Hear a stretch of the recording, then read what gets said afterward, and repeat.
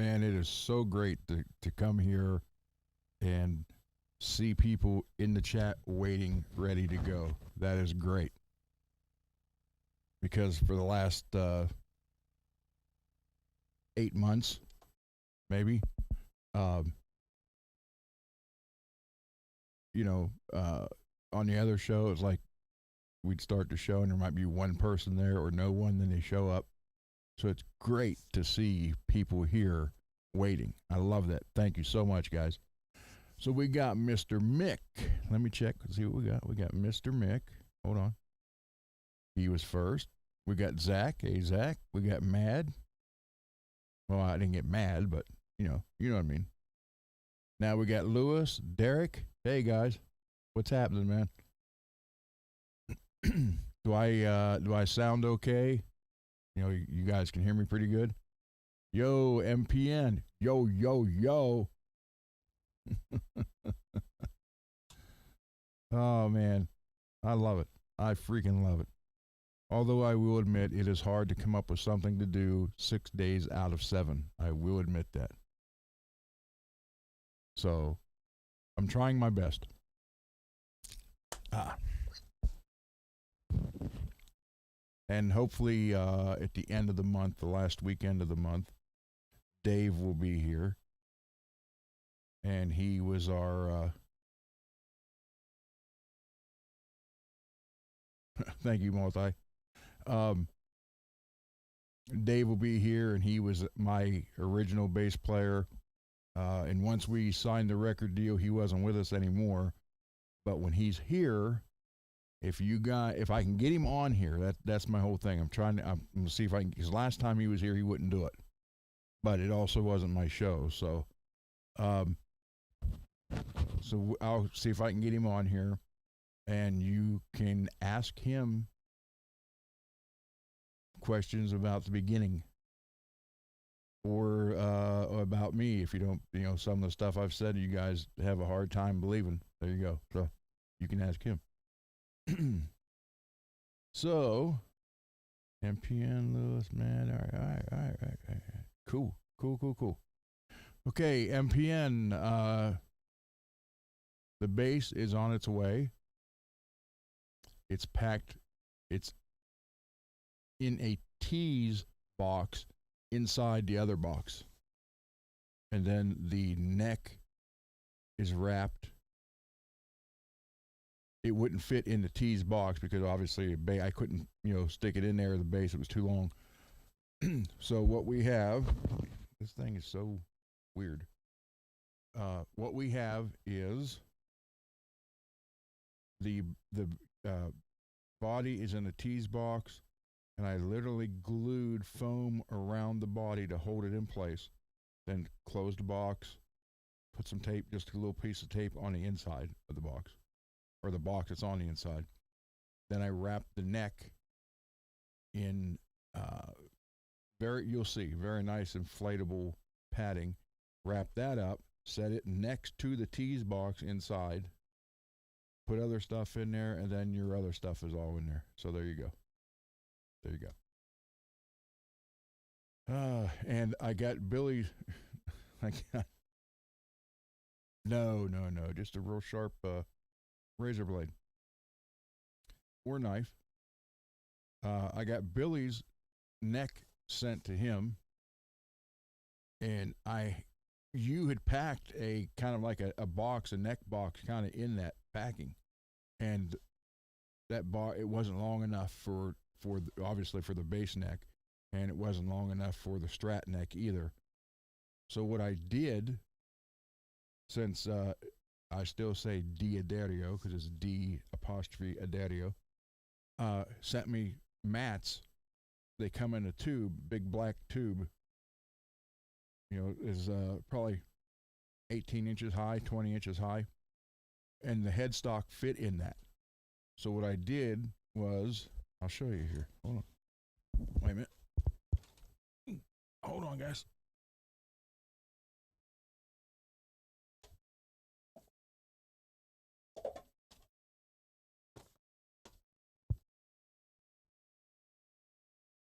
I still got 2 more.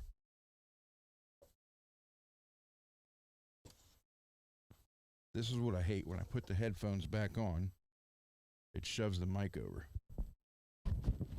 Okay. I'm trying, Multi. I am trying. Sorry about that, guys. Okay, so what I did is I took this. So I took 2 of these,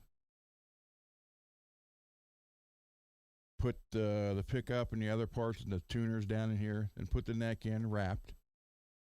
And then I was going to butt them up together like that and then tape it. I thought, well, that's not right. Well, it's got this cap that slides on. So what I did was cut the top off of it, put it on one side, then shoved the other one in, and the other side went in like this also.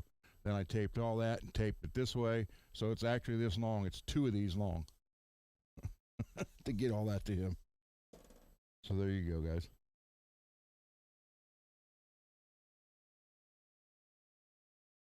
Wait, I'm getting all kind of stuff here.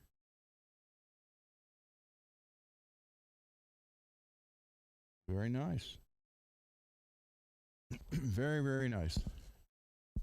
Hey, Billy. So does it sound better now? Is it okay now? I mean, I can adjust the volume and everything. You can barely hear me. Okay, hold on. How is that, Scott? Is that any better? I'm just trying, you know, when I put the headphones on, it shoves the mic over, and I don't want to blast you guys out, and I apologize for that. So is this, Scott, is this any better? Can you hear it better? I'm hoping it works. That's a lot better, Multi. Okay, thank you. Because I don't like it when you guys can hear me breathe either, so I'm trying to fix that. And I'm finding out what the issue is. The computer keeps disconnecting the USB. It says it's unrecognized. And then, well, I can go a lot higher, but I don't want to blast people out. So, so it keeps popping up. It'll disconnect, say the USB hub, powered hub, is not recognized. So I started working on that today again. I did get a different cable, because what it was is the hub is the C and the computer is the regular B or whatever it was. The square one. This. Going into this computer. So what I was doing is I was using an adapter, because the cable for the powered hub was also C and C, both ends. All right, thank you. So I found another cable that had the square plug here and the C on the other side. I plugged it in. It seems to be working. And then I also had to go into the device manager and click off where the computer will shut the power off if it doesn't recognize it. So it should stay connected, I'm hoping. This thing is crazy, crazy, crazy. So there you go, guys. That's the saga of this. I've decided I'm going to build the new desk. It's still going to be kind of an L. This one is actually, you know, a 90-degree L.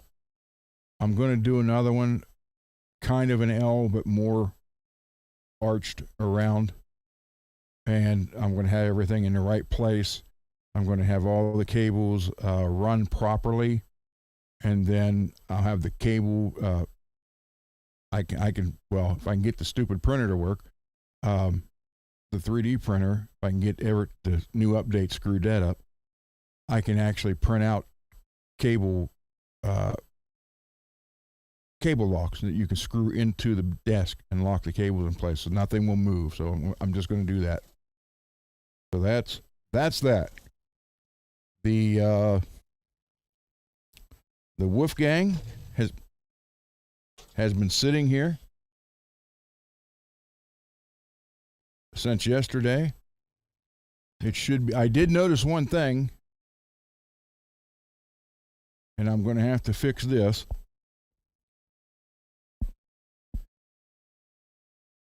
find something to point with. Okay. I always put the springs in that position. I don't like to do the parallel.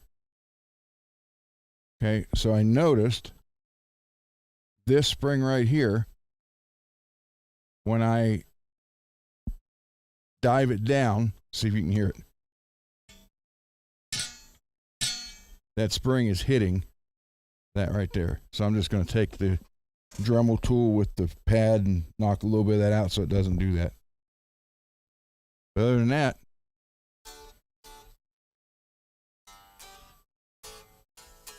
she's in tune. She's playing great.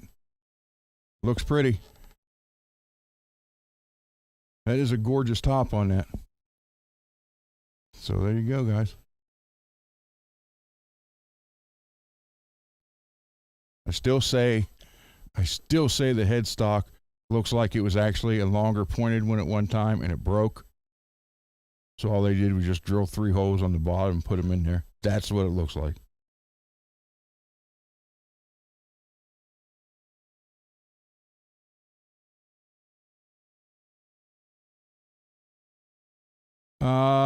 Purple brackets. I'd have to see them again, Mad. Because I printed out so much stuff. I mean, I printed out these kind of holders here for mic cables on a mic stand. Well, that's how tight they are. Wait a minute.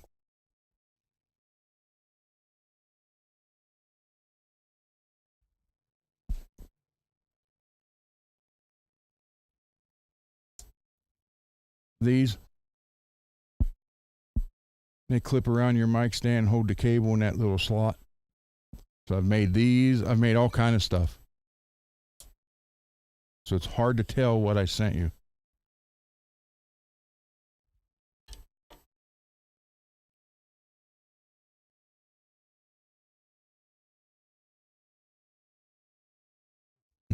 You like that headstock? Well, there you go. That's just weird to me. I mean, I look at that and it just looks wrong. But I am surprised. I like the guitar. I didn't think I would. But I ended up liking the guitar. Very nice.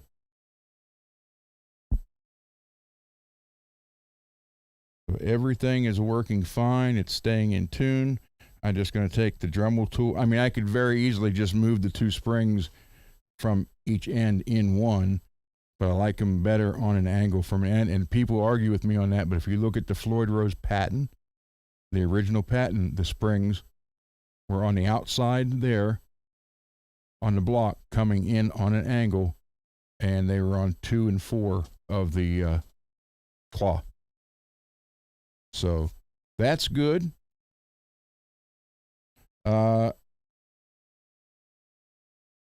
I may, and this is actually up to Billy, I may take the pickups out of it and dip them in wax just to help because it was kind of getting some feedback. Hey, Mickey.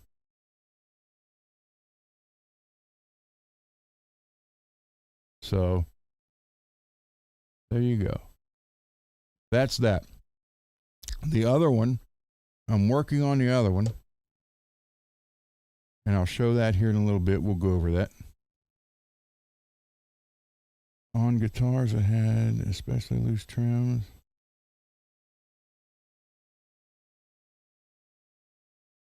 Let's see. My young man used to put the spring parallel.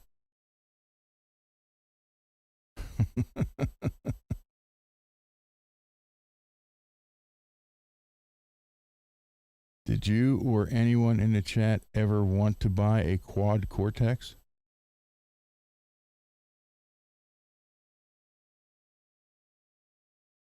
I never thought about it, Mr. Mick, but I don't know. Anybody in the chat looking to buy one? Or ever want to buy one?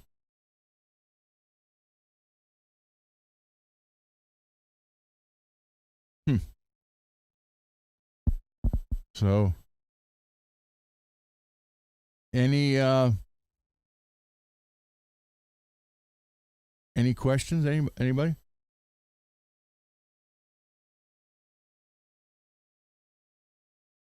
No, I didn't Billy Ray buy anything today.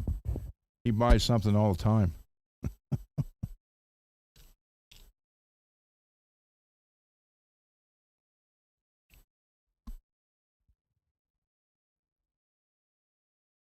MPN. There you go, Mr. Mick. MPN answered you.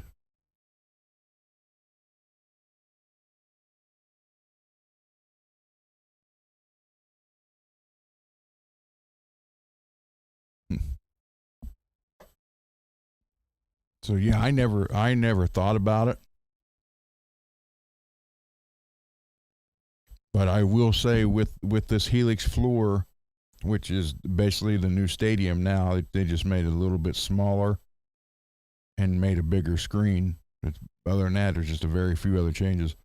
I can put 1,400 presets in here, and there's all kind of amp sims. I can always get more cabinets on. I did buy the Mesa, however you want to say it, cab pack before sometime last year, so it gave me every version of the cabs they make, but which was still ironic because I always end up going back to the oversized rectifiers. So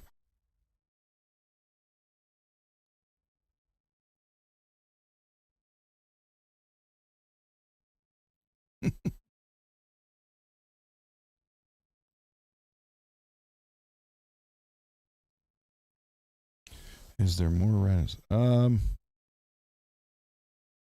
Well, that's one of the questions, Derek, that have been going on ever since the Tremolo came about. It's actually not a Tremolo, but that's what they call it. But everybody argues that. Yes, there is. No, there isn't. And again, if you just go with physics,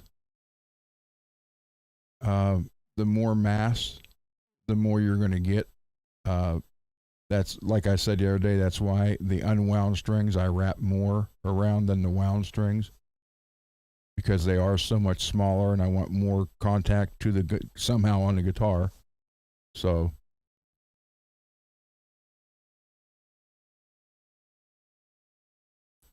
I it just depends. That's the whole reason that we got bigger blocks for the Floyd Rose. You get the bigger blocks for the Strat trems. So is there some fact to it or whatever? Yeah, I would say there is.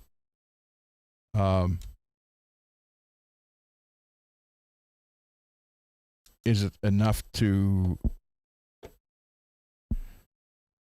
Well, I don't know. I'm going to say it. It's subjective.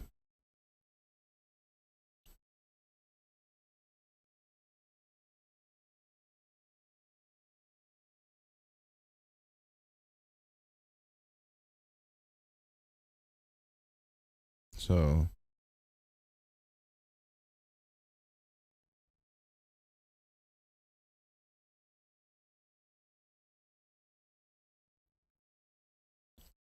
if the posts are tight, that's right.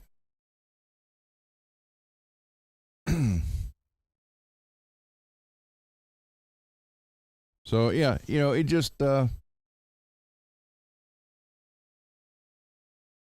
I again, you got to go back to physics and personal preference. There's always going to be people arguing over that, just like there's always people going to argue between David Lee Roth and Sammy Hagar. Who's better? Who cares? If you like the band, then there you go. If you like string throughs, there you go.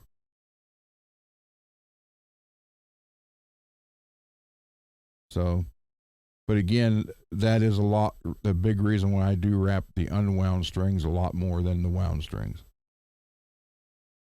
just on the basis of there's more there to contact.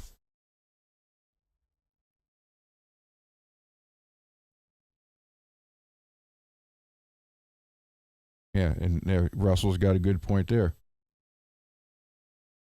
But then you have people say, well, because when you go string through, your string isn't laying against the guitar the whole way. So there you go.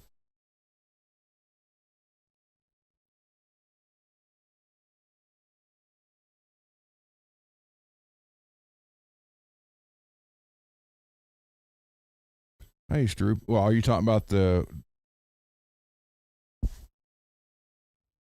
EVH? Well, it's everything's wired right, grounds are right, and on that particular setting, when I plug the other ones in, there's not that noise. I plug that one in, there is, and the pickups. So I think I'm going to just wax pot the pickups. I think that's the only thing that needs to be done. Then we'll see how it goes. But yeah, it's not a bad guitar.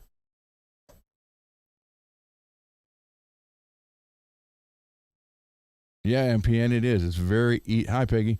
It's very easy to play. That is very true. The neck feels great on it. It really does.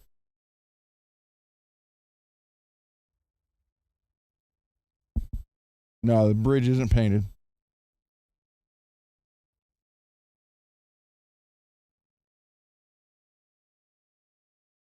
So I'll go, I'll put it back on the bench before I ship it off to Billy. I'm gonna go over it again, and just like the Stripe guitar, I couldn't get the neck to feel seated the way I wanted it to. So I just literally drilled out the 4 holes that are being there was 8 holes in it total. I drilled out the 4 that are being used and actually doweled them with hard maple dowels, and filled 2 of the other 4. The front would be towards the headstock. The other 2 are real close together.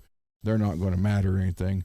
So I got everything doweled, glued, drilled, glued, and doweled, and it's hanging right now. So tomorrow, after 24 hours, I will, hey, Guitar Bob. So after 24 hours, I'll take it down and level it all off, and then re-drill the holes. Then obviously put the wax on the screws, and I put them in there. So I want that in that.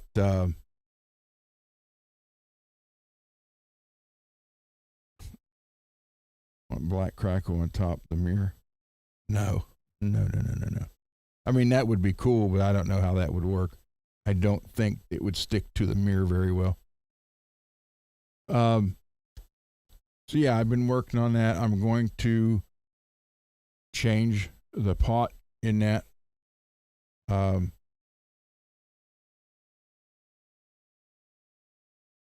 yeah, I did say hi. All right. So I did. I'm working on that, and I had to take a little bit out of the back where the springs come off the tremolo. So I took some of that out to free up some space. So yeah, I'm telling you, Russell, black crackle on a mirror would be really, really neat.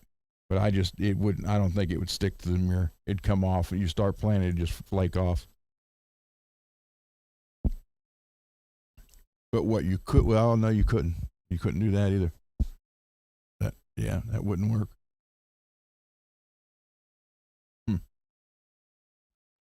Oh, hi, Avy. So, yeah, it's I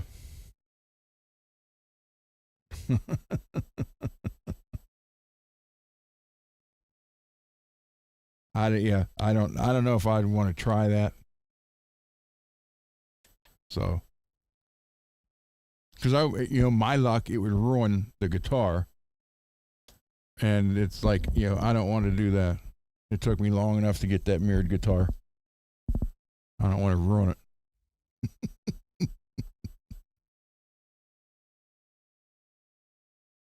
So, let me switch camera. Any other questions before we go over there?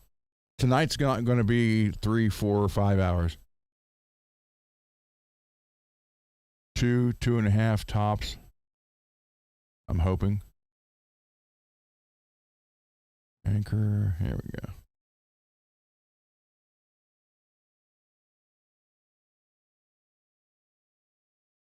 Oh, Mr. Mick. I can tell you this. Both these guitars are going to Billy. So what's that tell you?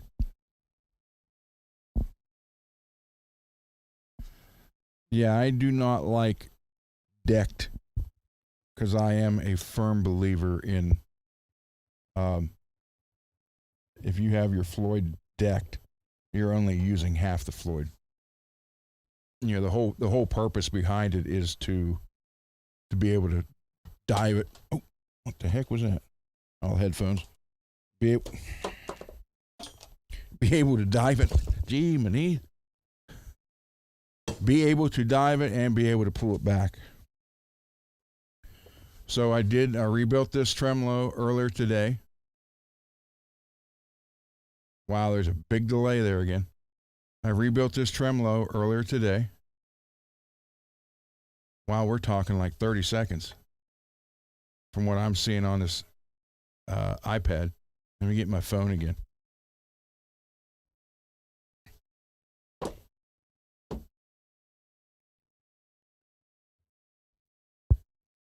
Chatties.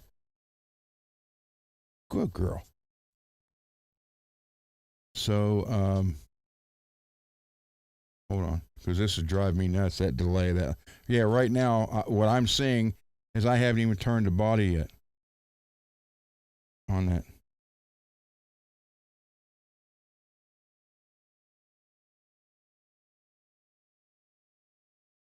So what I'm going to do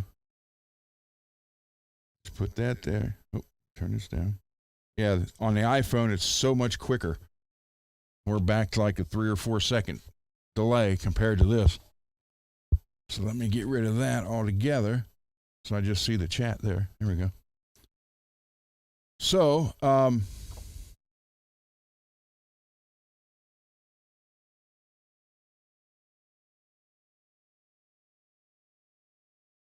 black on black. Russell, there was a guy who did that because the crack, well, of course, you spray the clear over it. But there was a guy who didn't clear over it, which kind of sucks because you feel everything and it could very easily flake off. And what he did was he put the crackle over a gloss black, so you had the gloss black lines in between the crackle, then the crackle was more like the matte finish. So, Billy. Okay, here's what I'm going to do. I'm going to put a new pot in it. You want volume, black tone, or white tone, or white volume.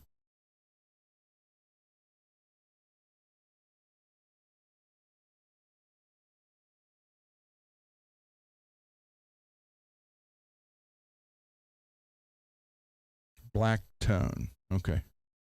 All right. So that's what we'll go with.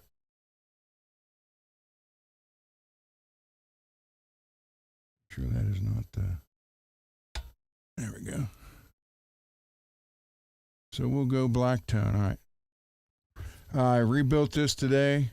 Went with stainless, got rid of the shim. Put the brass fine tuners on it. Because if I'm not mistaken, again, I am not the biggest Eddie fan, and you guys know that. In the late late 70s, early 80s, I'm pretty sure he had the brass ones on there. So now we got nice, no springs catching on anything. Yeah. And when it's level, it will be able to pull back just a little bit. So what we're going to do here, let me take this off.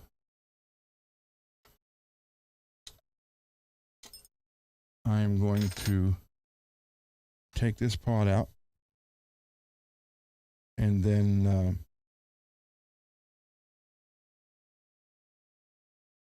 this one in, that knob, and then we'll wire it up first, then I'll jump in and do the kill switch after I get everything working.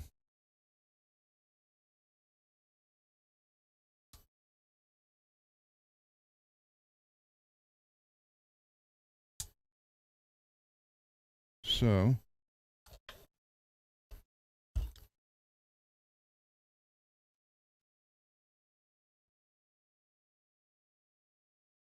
Billy is saying back. I'll say front.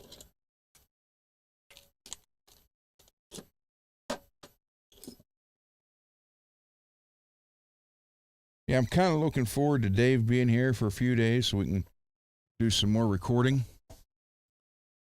And it's going to be interesting to see if I can get him to go live on the show. Oh, that's embedded in there. Okay. So yeah, it's going to be kind of neat. See what happens there. See if I can get him into that.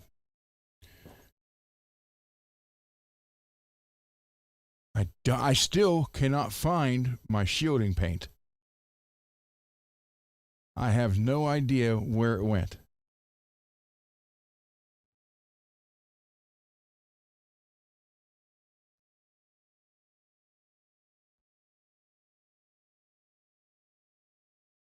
Yeah, and MPN was gracious enough to include the strap with the clips. So, yeah, and again, I'm not taking anything away from Eddie. Believe me, I'm not. It's just, to me, if you're only using half, you're not going to be able to pull back. You are only using half the tremolo. So we'll see what happens. Dave who? Dave is my original bass player who got out before we got signed. And then instead of being mad about it, he actually became our light guy, which was great because we had the best light shows because he knew all the songs.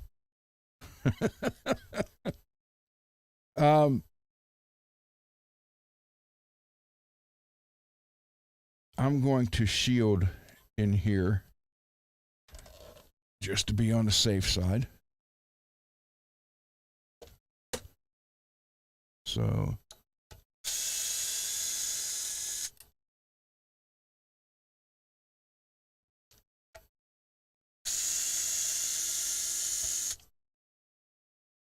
I still can't find that shirt, Mr. Mick. I looked again today. I have no idea where that went. None whatsoever.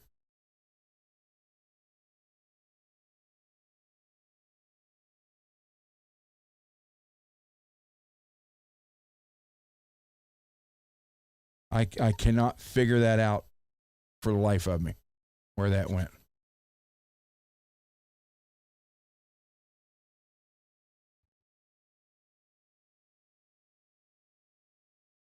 Oh, I gotta take the switch out. And I will end up making the switch. I think Billy wants a kill switch made out of it. So you just be off and on.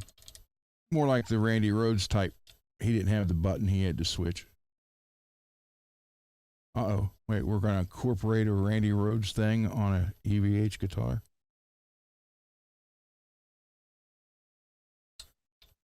I'm getting cursed right now in Santa Cruz, I can tell you that. Just because putting those two things together on one of these guitars.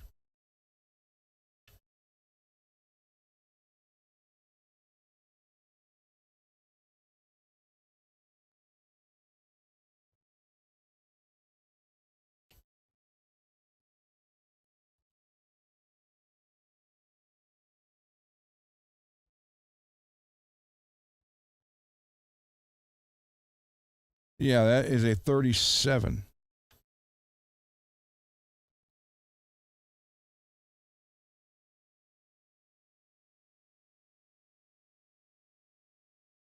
Yeah, the whole city, they hate me there apparently. I don't know.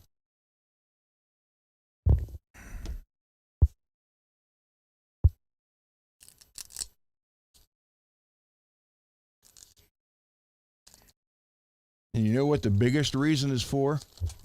Honest to God, because I went and did one show on Under the Bus Network with those guys. And because I did that, I can never, ever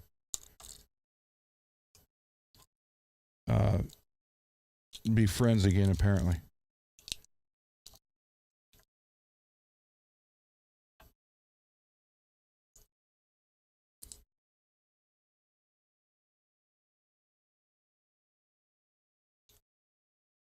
But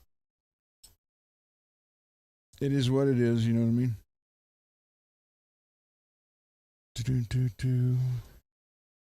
I'm here doing this, and I love doing this. I love doing bench shows and being able to help you guys out if I can, or you guys help me out if you can. So the whole thing is kind of like a win-win. And the chat's not getting spammed, you know, with super chat or any of that stuff. So I think it's a win-win all the way around.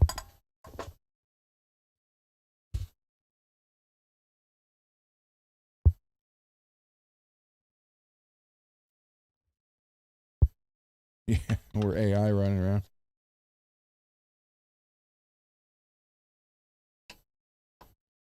You know, hey. And again, I know people don't believe me, especially the ones, a couple of them out west. But I do hope that he, you know, is able to turn it into what he wants to turn it into. I really do. I don't hate anybody.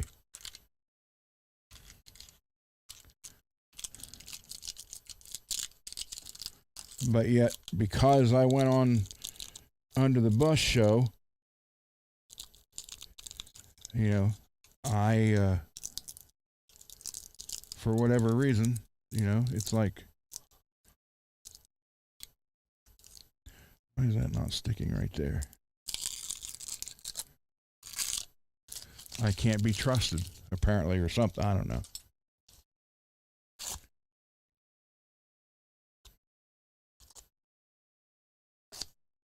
And again, I didn't go on there and bash anybody. I went on there because, like I said, I heard for years one side of it, and I wanted to hear the other side of it. That's all. There was no more, no less. They had questions about what happened, and I had questions. You know, I wanted to hear their side of it, and I did. I do not have an issue with any of those guys.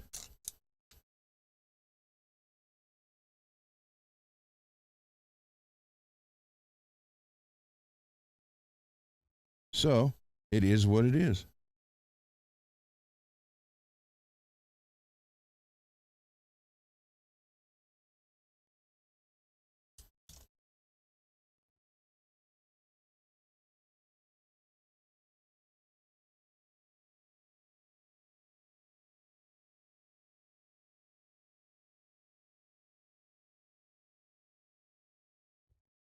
Thank you, Derek. Thank you, Multi. Well, and I've said it before, I'm not doing this as my job. So, I mean, that very well may be why he does the things he does. And, if that's what he chooses to do, then I hope he succeeds at it. I hope he learns better communication skills and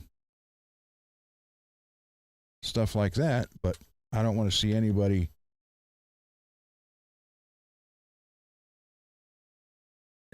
fail. So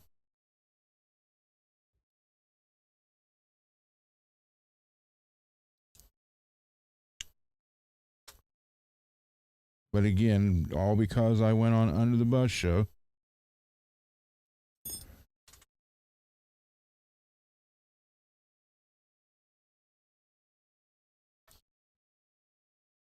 And what amazes me is well, I wasn't around when all that happened, so I did not know the whole story. I knew half of the story.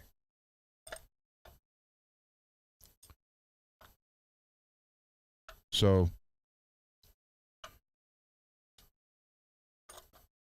but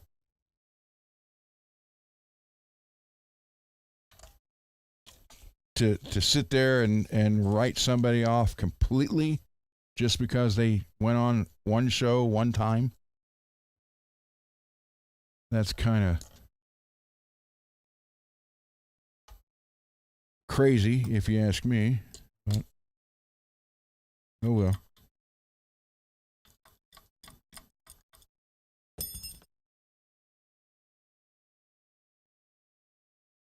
But also, I'll never tell you guys that you don't go here or don't go there.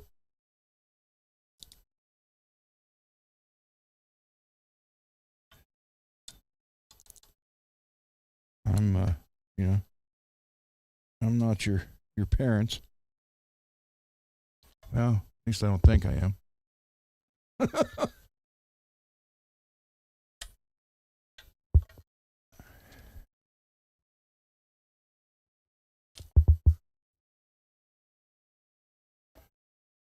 Greasy.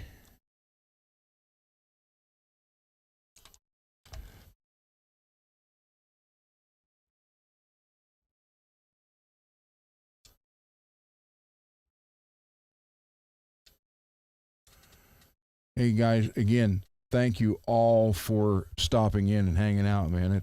That is, I love that. I'm not just saying that. That's honest to God's truth.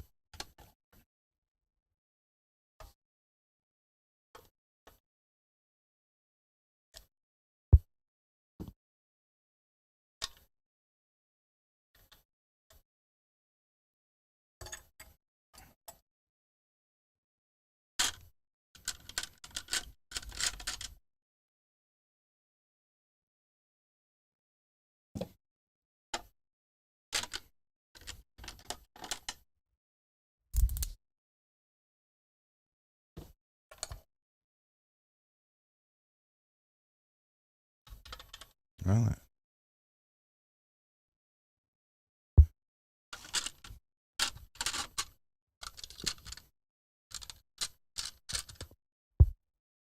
so yeah, this is going to be. Dang it! Might as well just use the crescent wrench. Oh, there we go. Yeah, man, this is.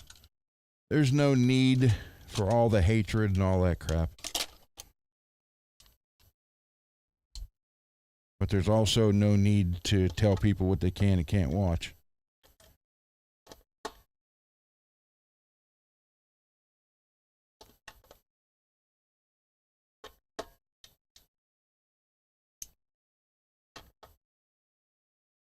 Or go talk with.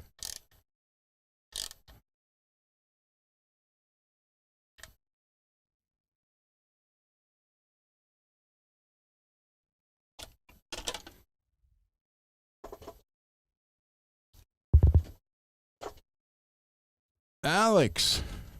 I see someone saying Alex. Does that mean Alex is in here? Yeah, there he is. What's up, Alex? Okay. So we're going with the tone, Billy. There you go, brother. Oh.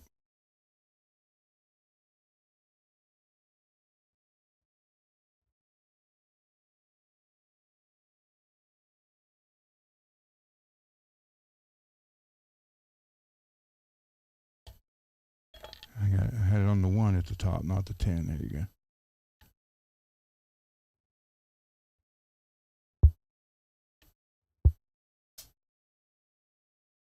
And everybody, that if you haven't been here for a while, like in the past week, or if you are new here, on the home page of this web or this YouTube channel, there are, and thanks to Mr. and Mrs. Mick, there are now shirts available.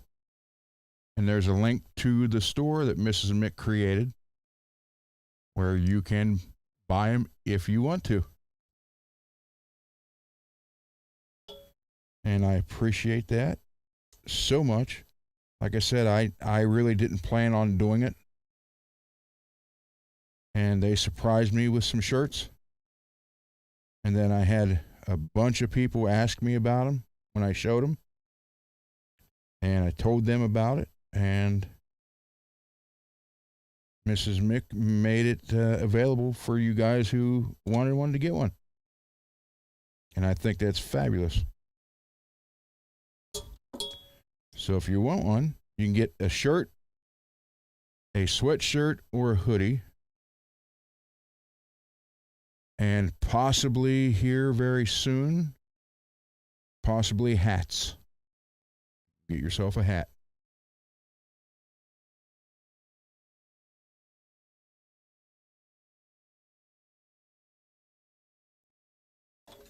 So it's something to look into.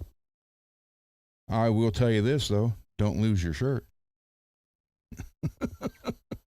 Don't lose your shirt over this.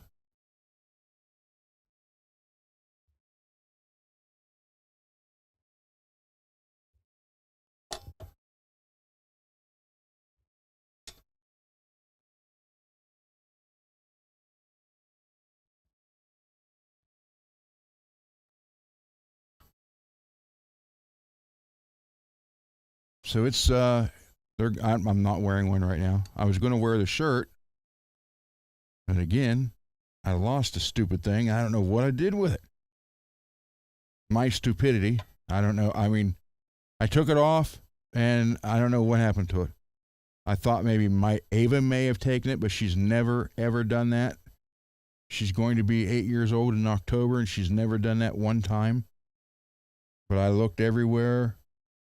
I cannot find that shirt. I do not know what happened to it. So I'm going to have to order another one.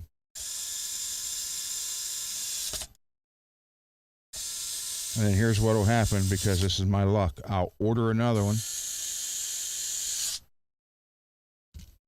And then I'll find the first one. Because that's how it happens to me.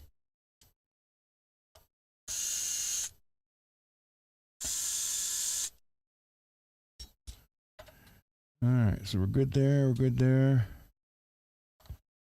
That's, let's see.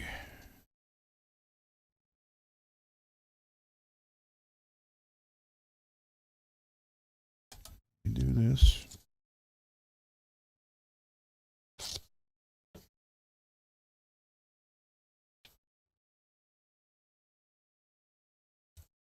It might, Lewis. I'm gonna. I mean, I've looked under the bed. I've looked under the dressers.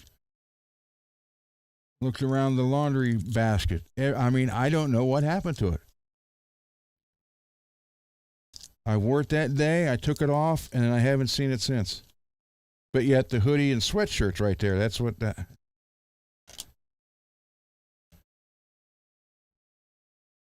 telling you, I turned 61 and it was like overnight, like flipping a switch. Crazy.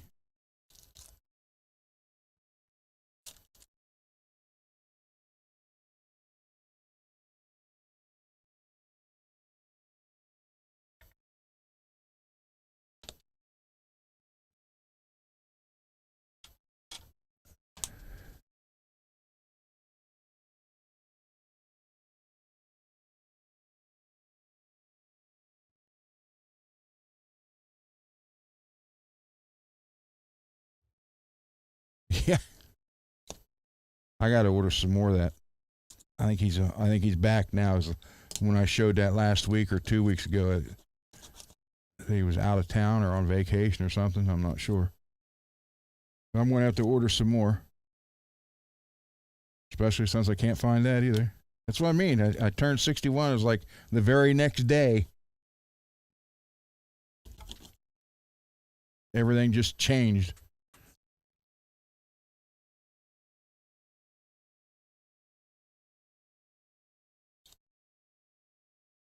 And I remember when I thought 61 was really, really old. Now in my head, I'm still 25.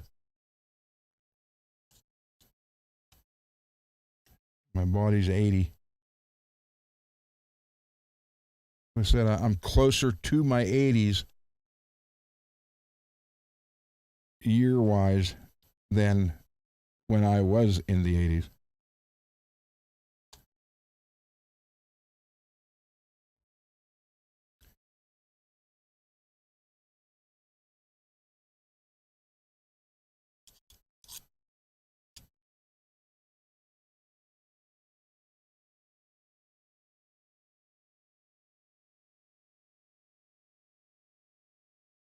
I'll show you what I did to the neck here. Wait a minute.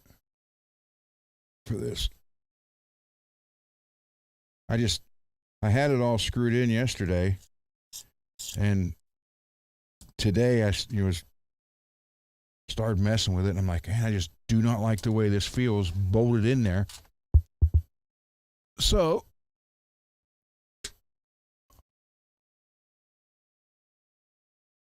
I drilled it out on the drill press so they're nice and straight.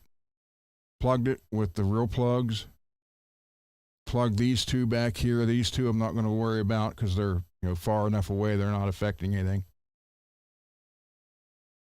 And tomorrow I'll flatten those out, start the re-drilling process.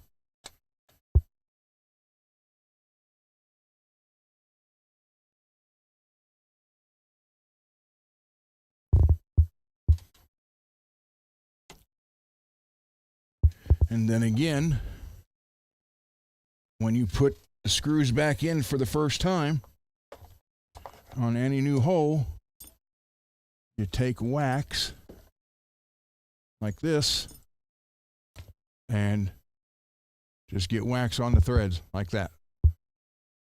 Matter of fact, I'll just go ahead and put it on there now so I don't forget.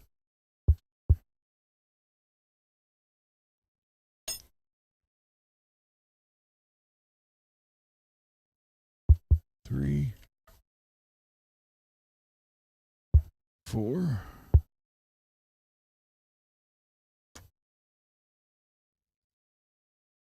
So we don't need this volume. We don't need this tone.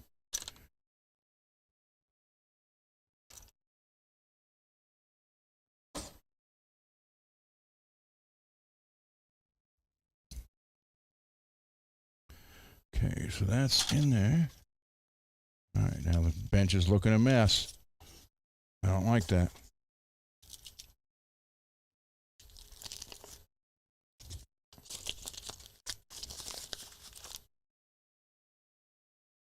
And I'm not just saying that to make a joke. I really don't like a messy bench. This is way too messy right now. I don't need that right now. Don't need this.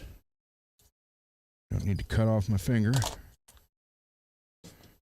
Don't need that. Don't need this now.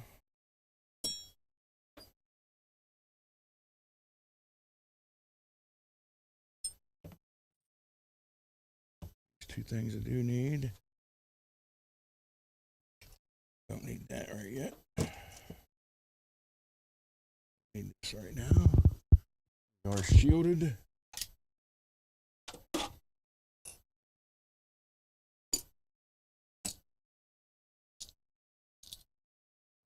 These right there for right now. That drawer open so I remember they're there. Or I'll put them there and shut the drawer and forget I put them there. And then for the next week, I'll be running around thinking, I know I had them. I know I had them. What'd I do with them? So we're good there. Good there now. I should run a little strip over that right there. So I guess I did need this.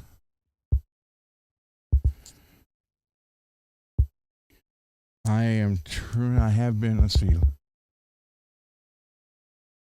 Yes, Lewis, I use a drill press.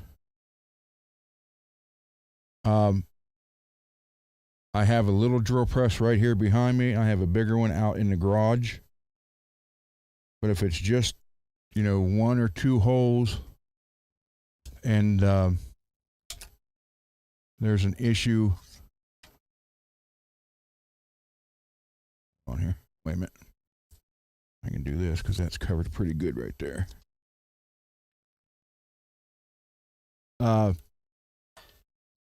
Hold on, I'll show you. So if I have to do it, yeah, there we go. If I'm limited to where I have to do it by hand, then I use these. A drill block. You can get these on Amazon, dude, for like $8. They got rubber feet, so they lock in place. And they're metal. So if as long as you got a flat, stable surface, you can still drill straight right here with a hand drill. So you got 1/8, 3/16, quarter, 5/16, 5/8 to ½ inch. And I think they sell this in metric too. I'm not sure. So, yeah, it's pretty cool. It's only $7 or $8. It's called a drill block, and it works great. I mean, look. So there you go. That's if I'm not using a drill press. I do not do it just by freehand. Refuse to do that.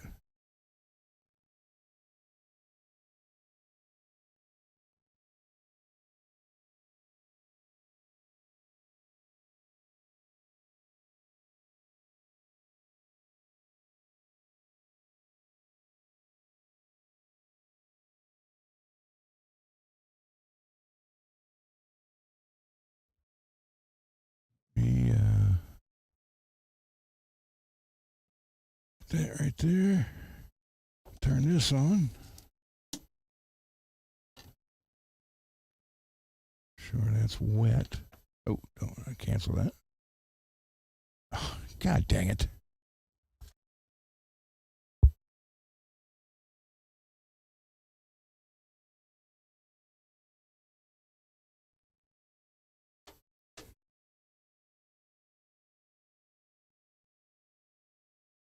Okay.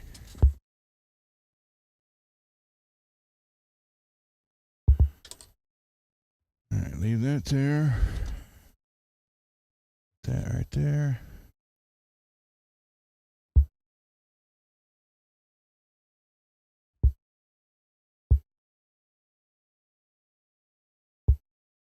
You know what, Billy? I may just order an actual kill switch for this.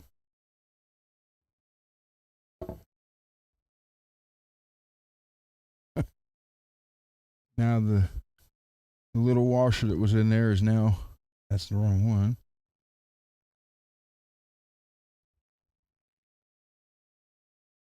Oh, here it is. I may just order a regular push button kill switch like I had in the Schecter and put in here, but for now I'll put this in because it won't take. I'm not even going to hook this up yet. I just want to get it in place. So for the wiring, it's where it needs to be.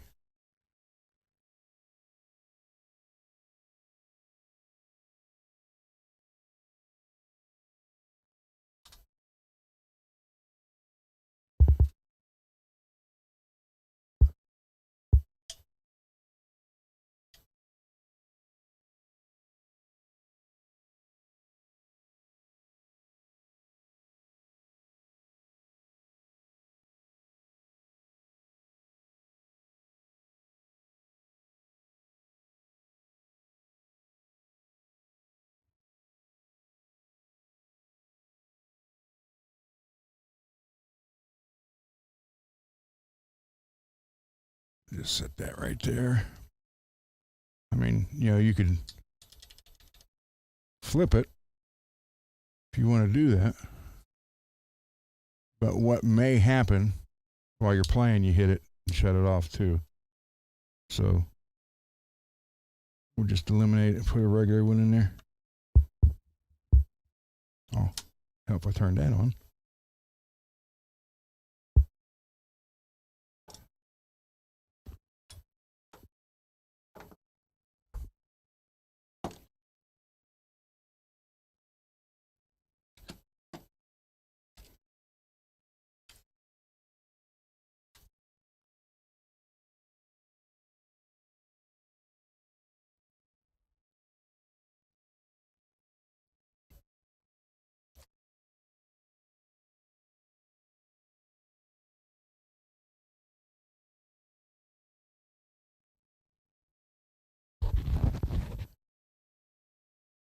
Not my passcode, not 5150. God, no.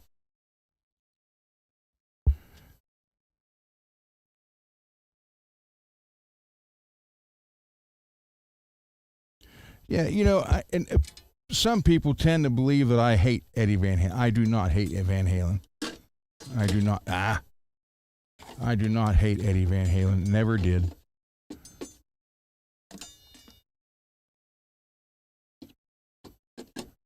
I do not hate Eddie. I just don't like this relic type style guitar. That is. Oh, wait, I need to put some more water in there.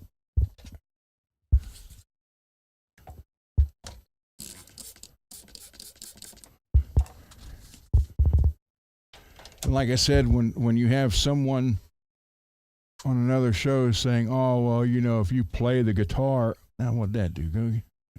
Are you kidding me?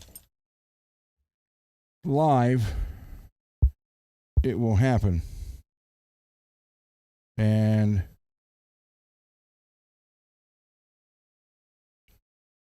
I don't agree with that because I played mine live and they still look like new.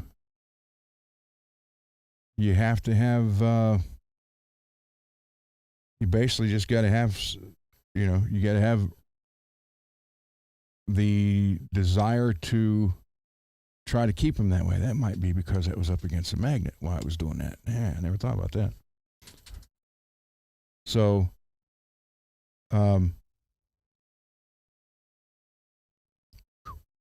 I don't have, you know, I've always wanted just to take care of my guitars.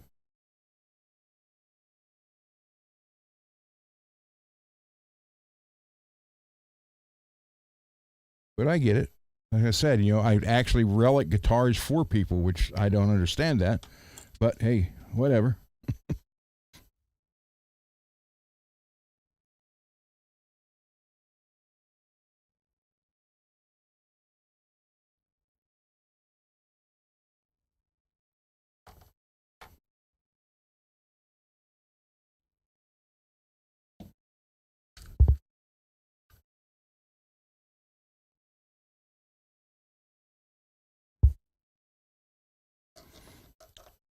I agree. Bob, like I said, I got nothing against the guy. I really don't.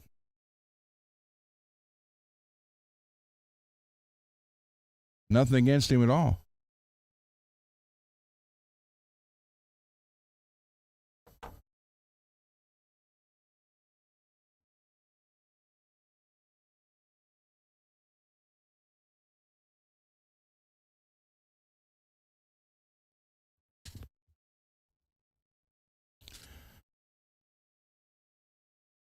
Crap, I got that back there.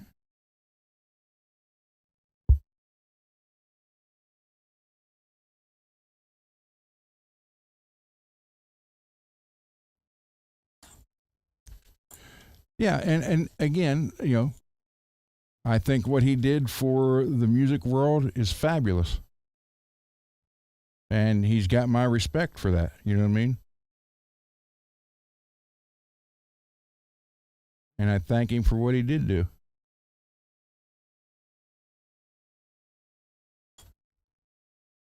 And one of the best things he did was make people want to pick up a guitar and learn to play. And anytime you do that, you're winning. And that's what he did. He did it. Ace Frehley did it. Randy did it. Dime did it.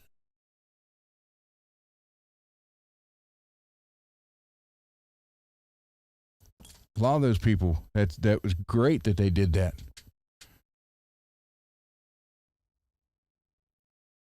I just don't get all the arguments. Why do people want to put Randy and Eddie against each other when,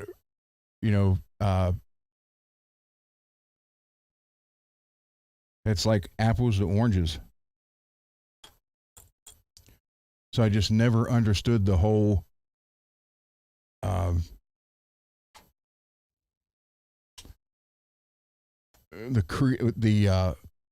the fake rivalry, the whole thing with the fake rivalry, more or less,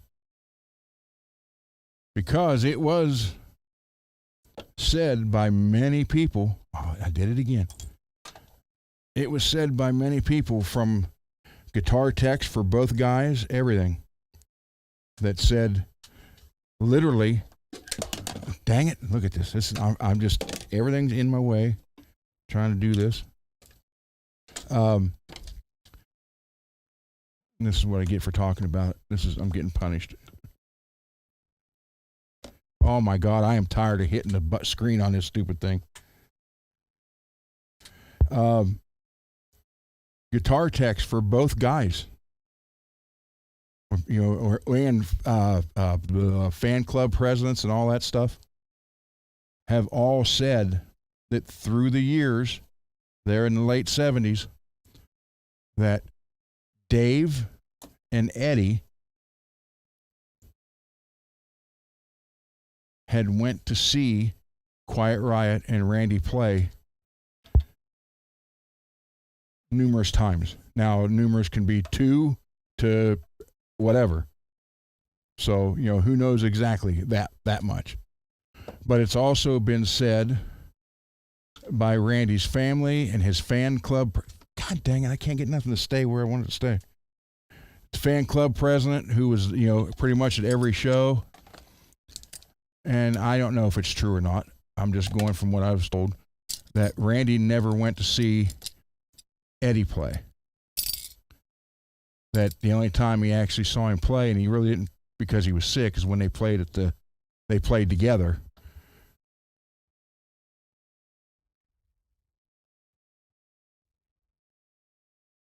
So I don't know. I just don't understand the rivalry. Why try to make it something that it's not? I mean, maybe it's just to keep things going, I guess. I don't know.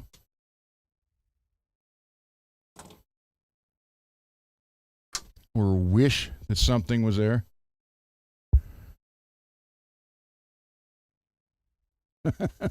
Thank you, MPN. I just saw that pop across the screen. As soon as I get the stupid printer or the software, I hate that update. They did that update, and it ruined. And it's not just me. I belong to a couple of the pages on Facebook for that printer, and everybody's complaining, saying they all did the update and then everything stopped. So, what kind of update is that?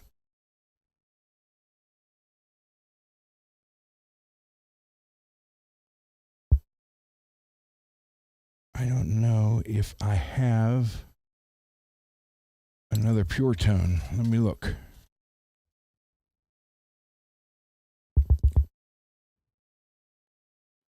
I may or may not have a Pure Tone jack.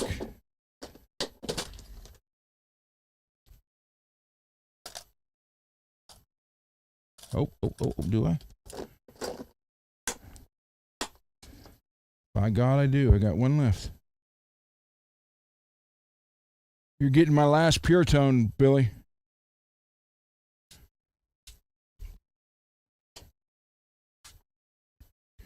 And of course, I put this right where I need to get into the drawer. This is I'm. Oh my God! Everything. I need to get this out of the way. Just get it completely off the bench and out of the way, and we'll be good to go. Don't need that because I don't have a neck on here. Let me have this.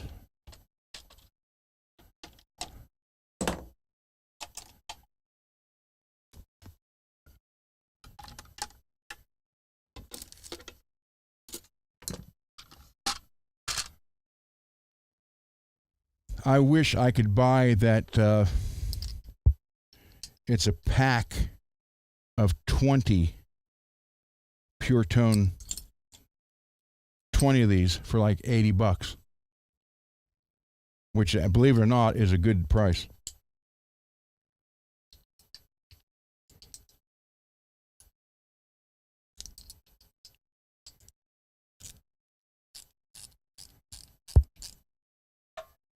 Because depending on where you get these, they're anywhere from 6 to, I've seen them clear up to $11 per one.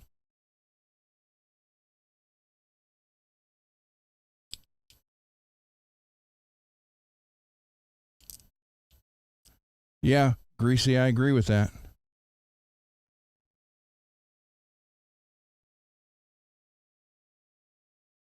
It is sad that happens.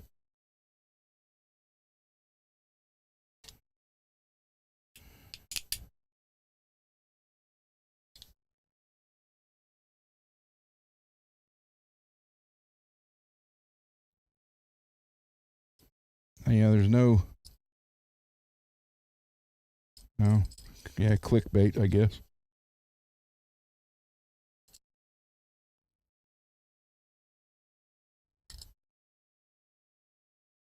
Yeah, they both did great things for the music world. So I say leave it at that and move on. That's my personal opinion about the whole thing. Then again, my opinion means nothing about any of that. So, but it is sad. Both of them inspired thousands of people to play.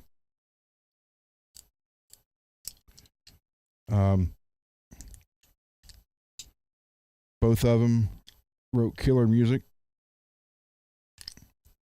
It's just what gets me is, but look how much more Eddie did than Randy. Well, I would hope to God he did more because he got to live 40 more years than Randy did. It'd be kind of sucked to have 40 more years on a guy and then not do anything in that extra 40 years. And the whole, who's better? It's two completely different styles. Get over it.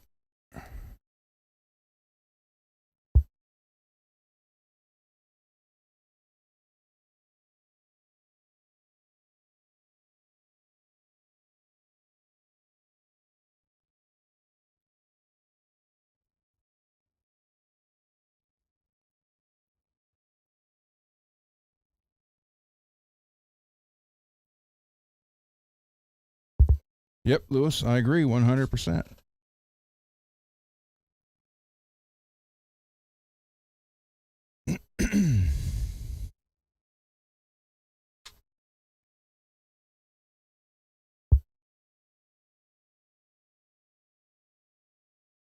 Again, that's like comparing the Mamas and the Papas to Metallica.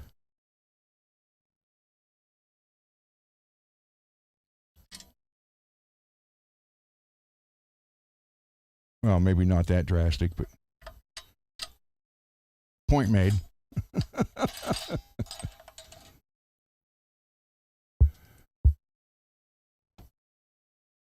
Yeah, there was a big difference there. And to say one's better than the other one, or one was right at doing this way and the other one was wrong, is just freaking nuts. Just enjoy the music. Enjoy what they put out there for us to have for the rest of our lives. Don't fight over it. Don't argue over it. And for God's sake, don't end your friendship with somebody because they don't agree with you on who was better, which I've actually seen that happen. And I thought, are you freaking crazy?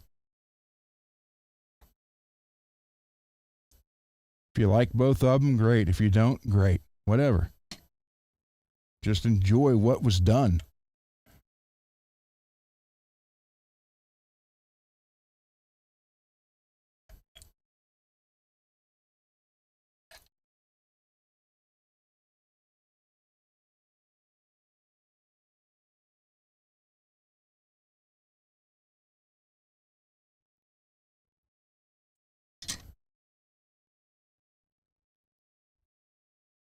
And I will say that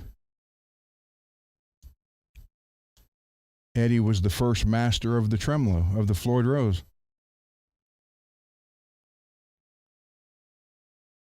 Then I say Brad Gillis, then Dime. I just wish I would love to have seen what Randy would have done with a Floyd Rose. He may have loved it, he may not have, who knows? It just would have been very interesting.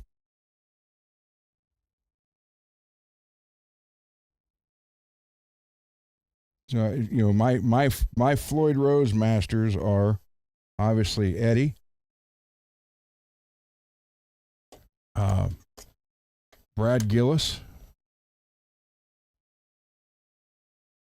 George Lynch, Dimebag, Vito. There's so many, you know, it's just, but you know, Eddie was the first. Can't take that away from him. And I don't know why anybody would want to try to take it away from him.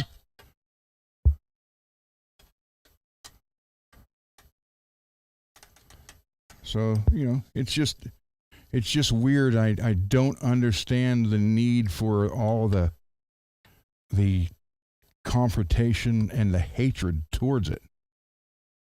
You know, it's like, oh, well, Eddie wrote this and Randy wrote this and this is so much better and blah, blah, blah. You know, people,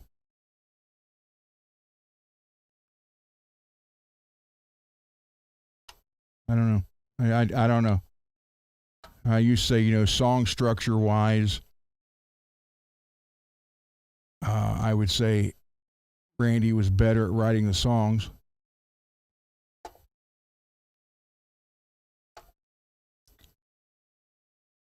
But then when I've said that before, I had people want to hate me for it. How dare you? Like, oh my God. You know what? Buy all the albums from both guys and just enjoy it. There you go. Don't worry about it. Enjoy it for what it is. Put the headphones on. Listen to it. And enjoy the music. Don't worry about anything else.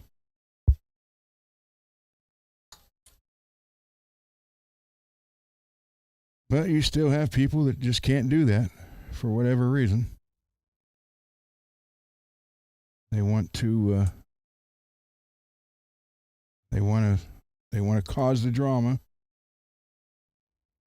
Or you know, someone in there said clickbait. I think it was Lewis or Greasy or somebody.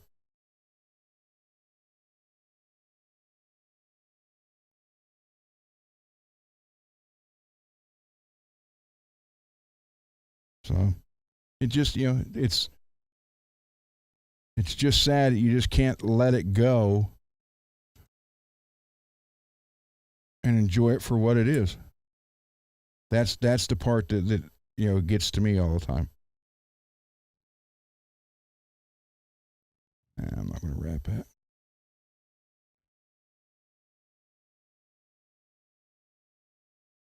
Because I'm going to go off the kill switch, so I'm not worried about this one right yet. I'll just order a switch.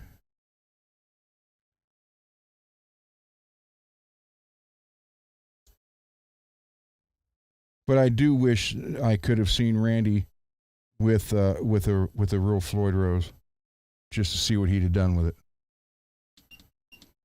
I mean, he may not even have gotten into it. That's just, that's always going to be speculation.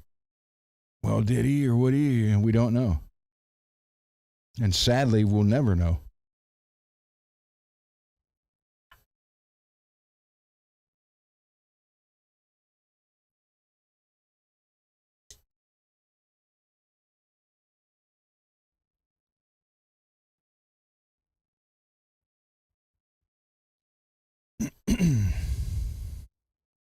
So to sit there and say one's better than the other, no. Two completely different things.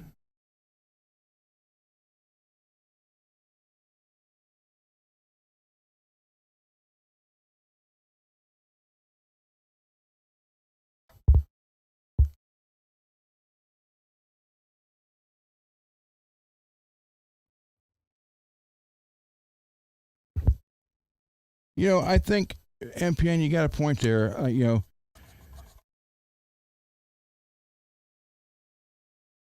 It was just, I don't know.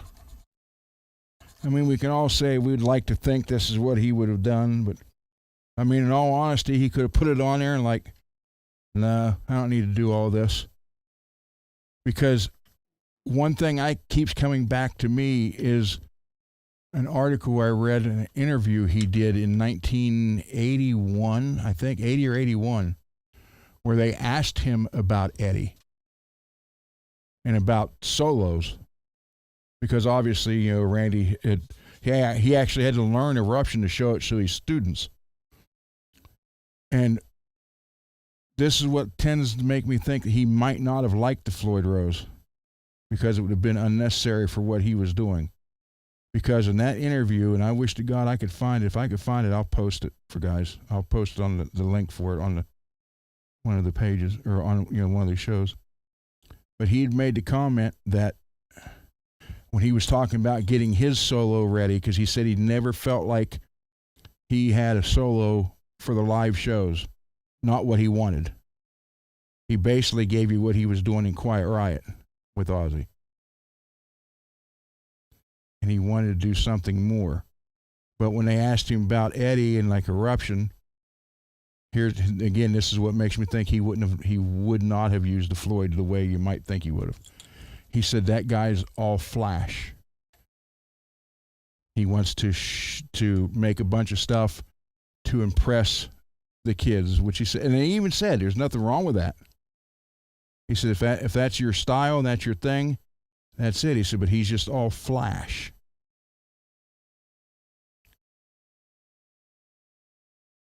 Where Randy wanted to actually do the solo to where it was, you heard it, and it was like, wow, that's, you didn't just remember it because of the squeals and all that stuff. You remembered it because it was an actual solo that you loved. That's what he was shooting for. And that comment alone makes me think that he might not have used the Floyd the way Eddie and everybody else did.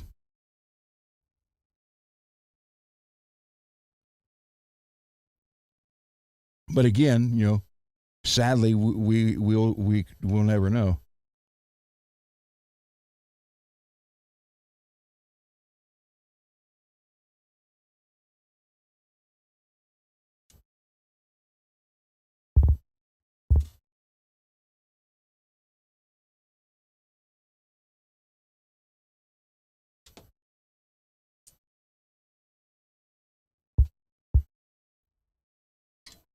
And again, I'm not saying that Randy's answer there was right or wrong.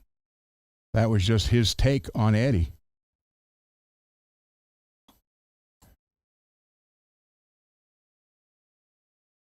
Not my take. It was his take on Eddie. So, but then it's just so. Would he have sat there and tried to do all the tricks with the Floyd? Who knows?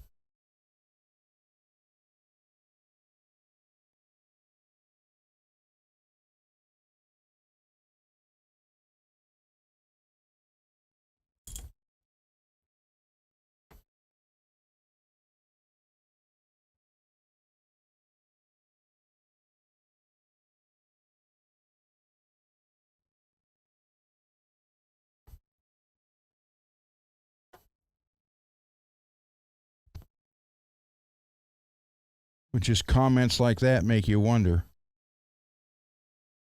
And then again, it could be because, maybe, and then again, maybe if he would have gotten one, he would have said, hey, you know what, this is pretty cool. And it's just something that we're always going to be able to question and never really know the answer, sadly.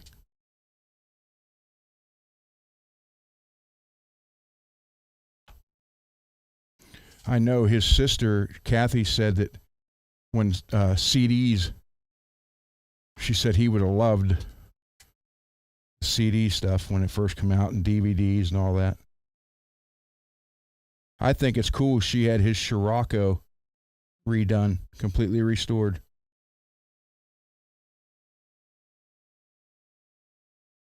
That's kind of cool.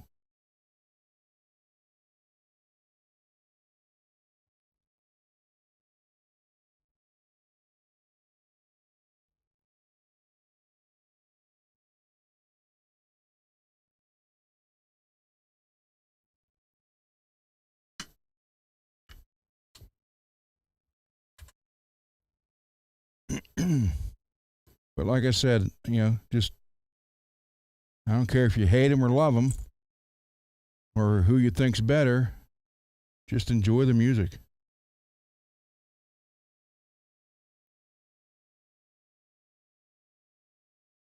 It's there for all of us to enjoy for the rest of our lives.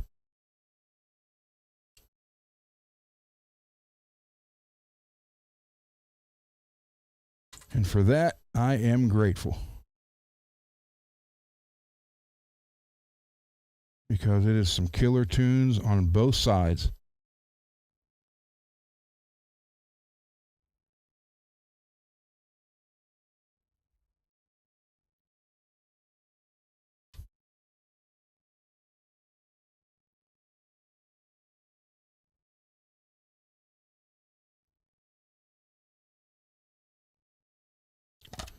Even Rudy Sarzo said the sad part was, we obviously did not get to see Randy at his peak. He'd only been 25 for 3 months at the time he died, and when he did Blizzard and Diary, he was 22 and 23.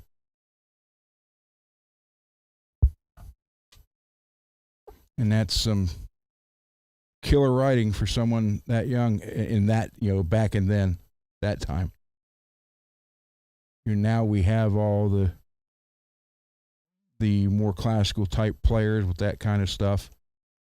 But we have that now because of people like Randy.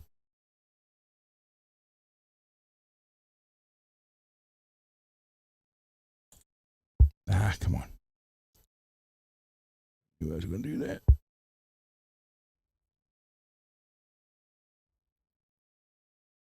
So they both influenced a bunch of people.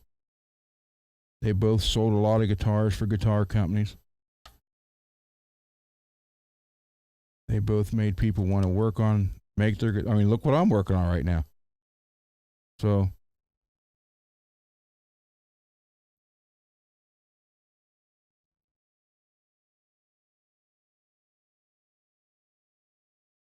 come on, get in there. God dang it. I can't hold them both in there at the same time. So, yeah, it's just, enjoy it, man. Enjoy what it is. It's there for the rest of our lives and our kids. It's there forever. 100 years from now, we're going to hear about, well, we're not going to, but our grandkids will.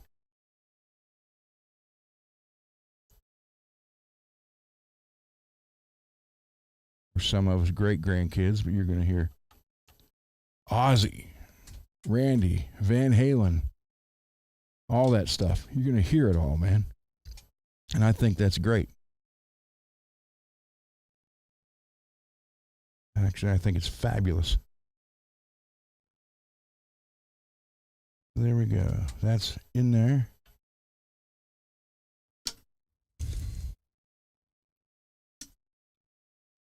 So there you go, Billy. You got a pure tone in here. I'll have a regular kill switch in it.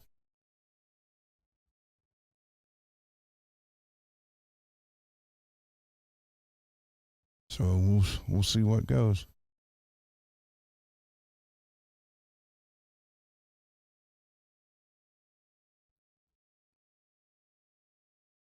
You know, like I said, and I'm not. This is kind of. This is not what I would do for my own personal guitar. But that being said, it being here for 2 days is growing on me. So if that means anything to you guys. And because we all like different things, is why we have options, because it would suck if everybody said, well, you can only have a baby puke green guitar, and that's it. Nothing else. Everybody in the world has to have it. I'd be like, okay, well, hold on, that kind of sucks.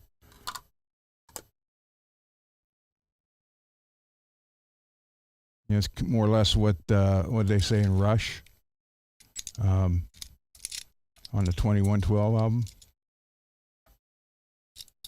You pick, what was that whole thing was about? Control what you see and hear and do, and what you enjoy and what you don't enjoy.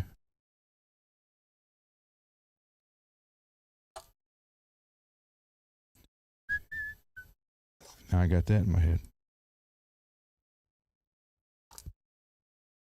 God dang it.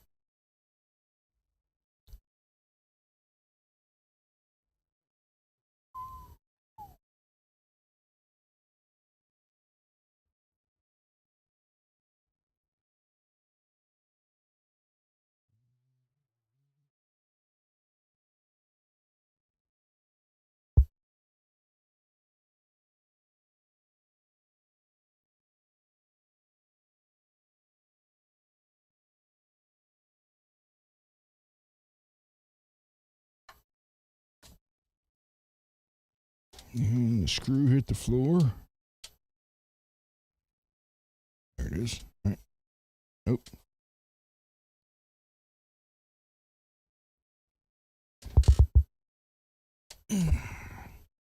One thing I hate about working with that copper tape is the little pieces of it end up on the carpet.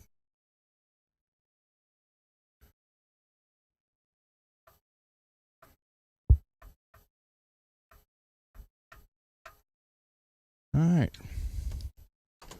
So this is basically ready for the neck tomorrow. And then put it all together, set it up.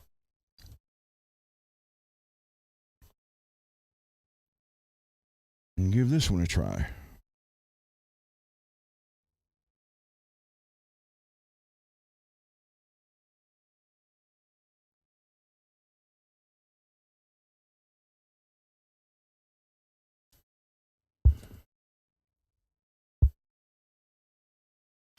So that's something. So we're good there. We're good here. You got your tone knob now. New pot. That's working fine.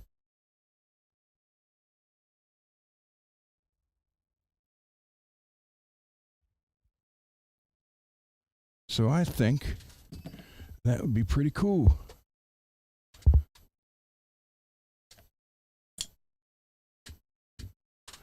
Hold on 1 minute, guys.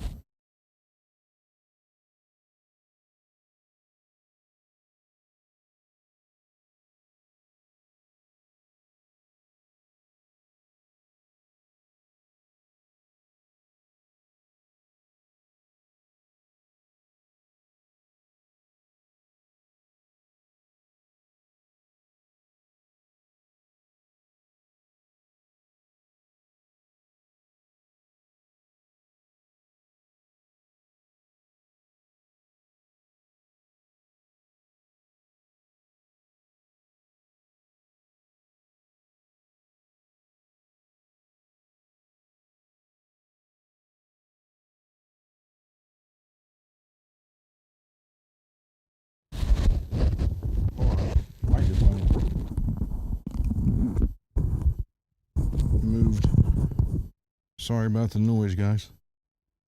Not doing it on purpose. Trying to fix it. I don't know what happened. I can't even find there it is. Say I can't even find the other end of it.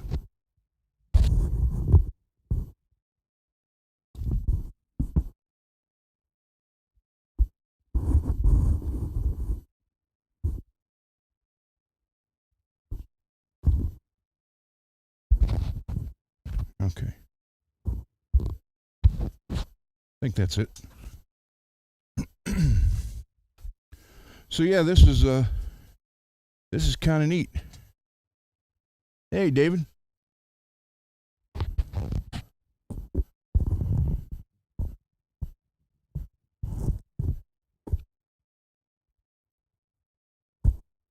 Well, I'm still trying to get this adjusted so it won't fall. What I did is I took my glasses off, and when I put them back on, it knocked the headset off.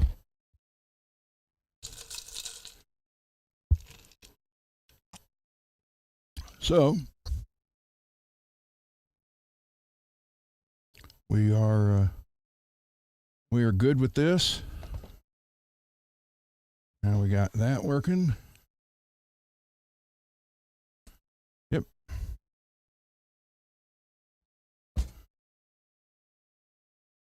Did the soldering. Didn't burn the mat like I did last time.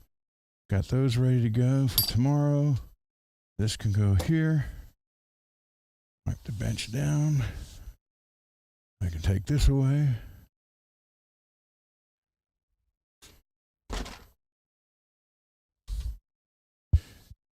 MPN, your tracking number, did it say when? I didn't even look. Did it say when you should expect that?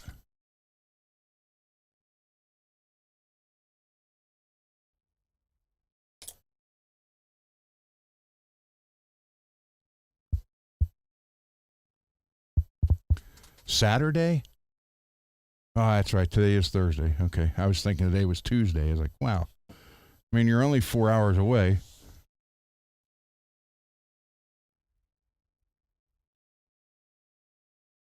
Okay. All right. I can go back to the desk. We're good there.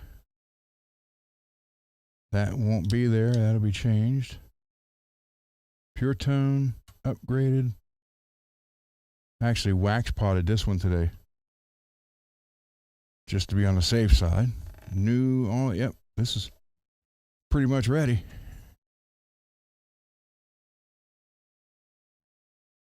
Yeah, Peggy. He's only like maybe 4.5 hours from me. 300 and some miles, I think. And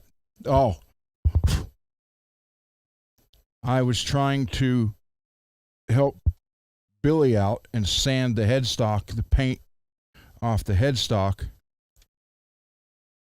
for the neck that I sent him. And I was down to one sheet of 400 left on the sander. And I had it right here, the neck and headstock. And I got it about halfway gone. There was a lot of clear on it too.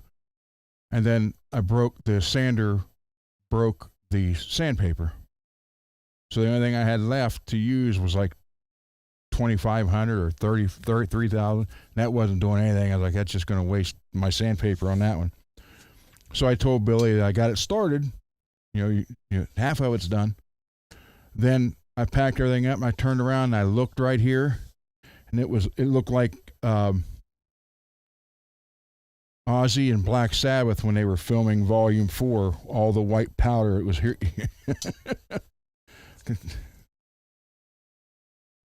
Like Dave Chappelle, you get any more of that white stuff? Because they actually did say that they had mounds of cocaine in bowls. So let me switch cameras here. And then go back to this one.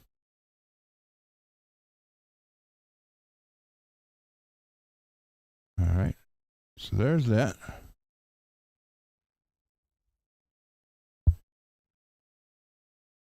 Rocky. Yeah, I know sweat you, Lou. Now let me put the headphones back on so I can hear. Where are we time-wise? 1:42. Hey, cool.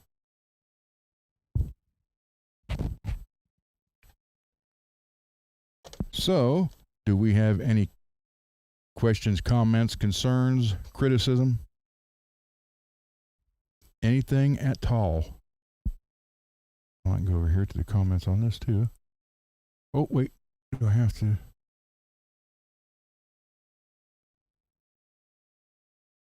There we go.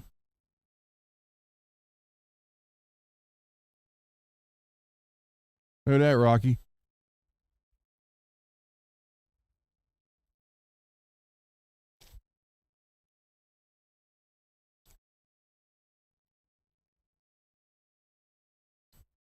I'm mad.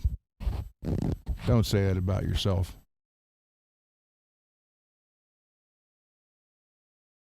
Well, he did get a new car, Peggy, so he could drive over here.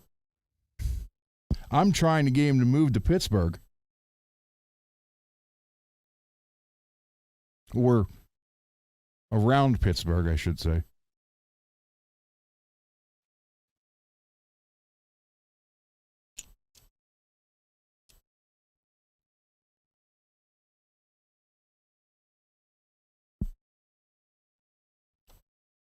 David, we all start, man. We all start somewhere. Very few people don't have to work at it. There are a few that don't have to, but that looks white. It's actually an infrared light. It's supposed to be. The first Randy Rhoads song I ever heard with Ozzy, it would have been Crazy Train.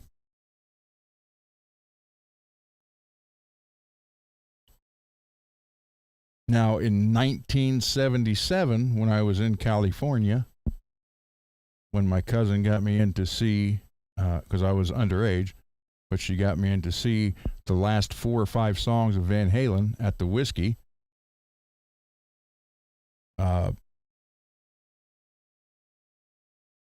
Quiet Riot was down the street playing. So it was June of '87. But yeah, as far as Randy, it was Crazy Train was the first one.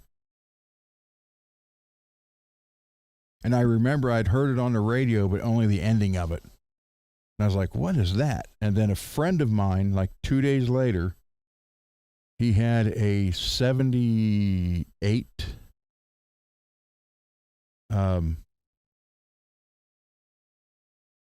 4-door. It was powder blue with a white interior and a white vinyl top, 4-door. And it was a Buick Regal. No.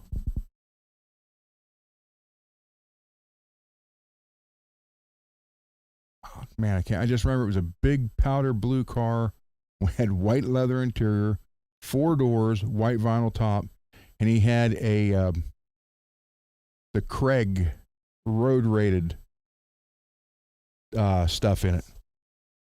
You know, the tuner, the AM/FM cassette, and some kind of EQ, and he had the like 4 6x9 speakers in the back, and he had bought the Blizzard of Oz, and then he picked me up and we was riding around in his car listening to it, and I was like, wow.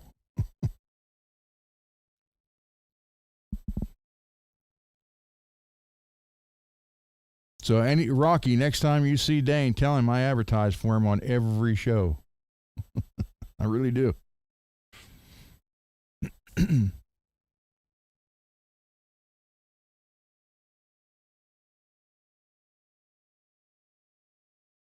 Yeah, I know the feeling. Well, as I said, the radio had played, which ended up being Crazy Train, but I didn't know. I just heard basically the ending of it. And then I was like, what is that?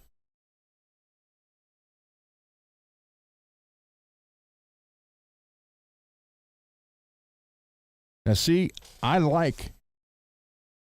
Good night, Bob. I like The Ultimate Sin.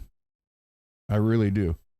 I don't care for the sequenced stage close for Ozzy and those guys, but that was the thing then. You know, if you wanted to stay relevant, I guess. But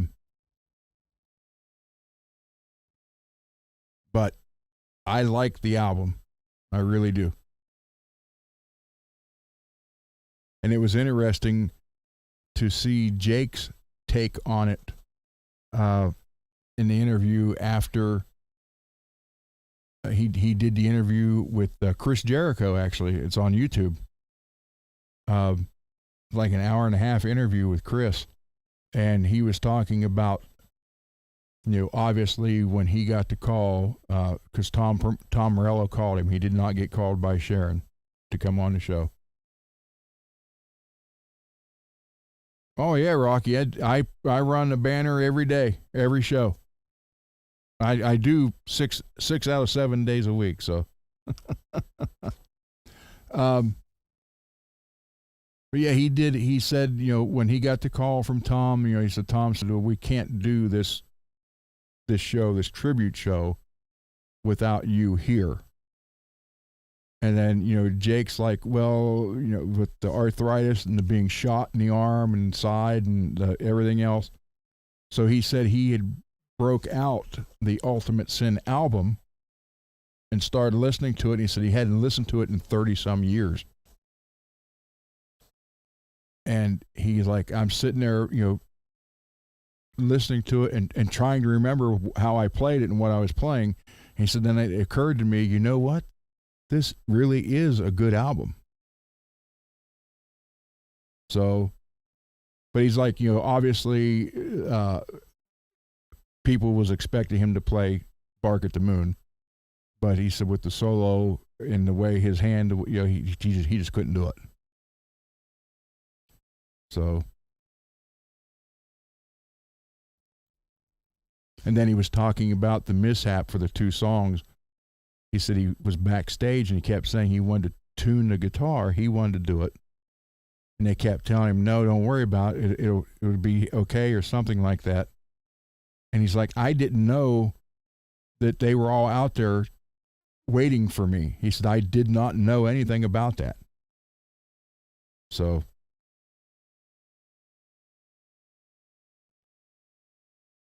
but he said it's been years since he'd been in front of, you know, 50,000 people playing. But I always liked Jake, and I thought that he got the raw end right on that one.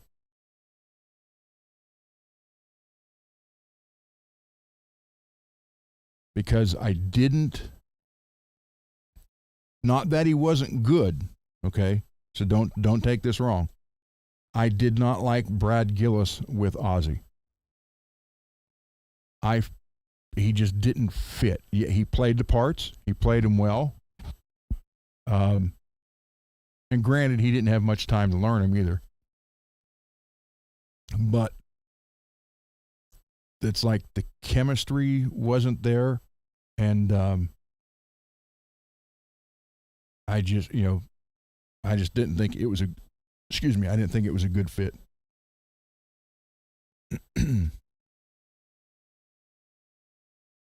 And Jake, something else he's talking about on that Chris Jericho interview, because Chris asked him about, you know, Ozzy pulling his hair, and he's like, is that part of the reason why you guys got a way?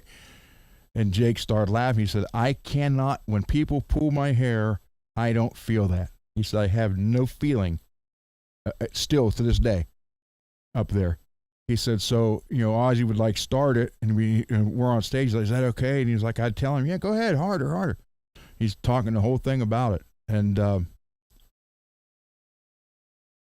but he's like, you know, it was just, when he left, he said, Ozzy actually told me it was time for me to go do my own thing. He said, he literally said that to me. But, you know, I don't know.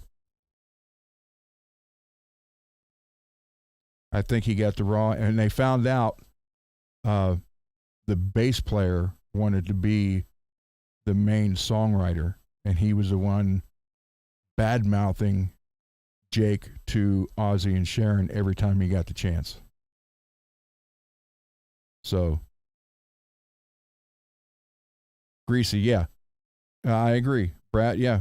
And that's what I said. He did a good job. He didn't have much time to learn it, but he did a good job. It just, to me, it just didn't work. Now,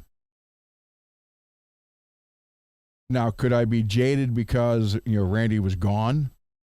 I probably am. I'm not going to lie and say I'm not. I probably am, because when Randy died, I was pissed that he died, that he got in that plane to begin with. So yeah, it's just. Well,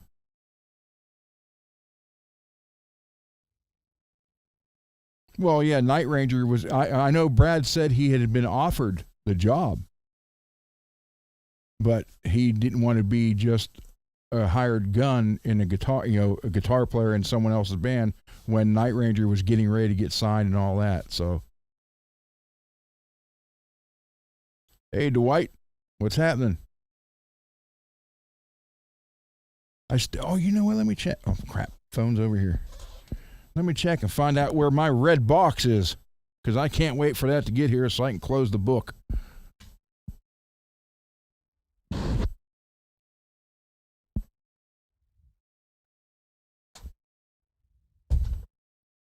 So let me look here.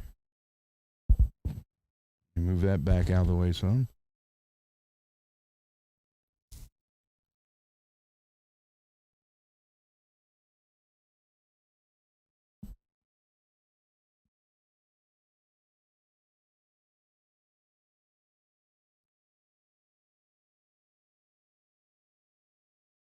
Well, the red box is in New York.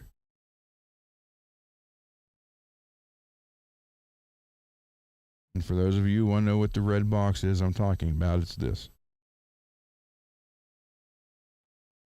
I'm going to have a special short on this box that I'm going to post on here.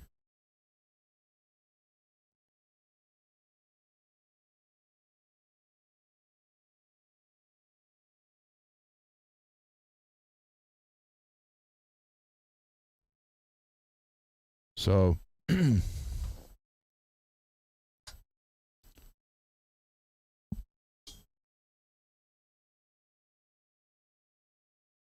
MPN, post on here for a minute, will you?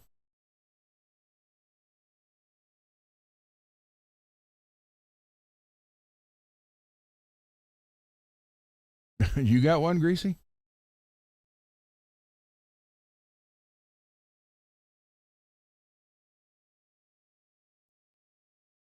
Blah, blah, blah. All right, hold on. I got to.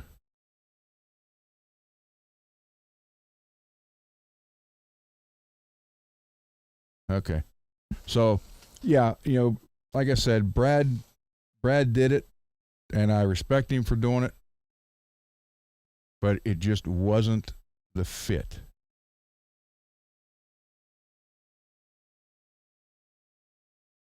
So, but Jake, on the other hand, I thought Jake was the perfect fit. And both albums, Bark at the Moon and Ultimate Sin are great albums.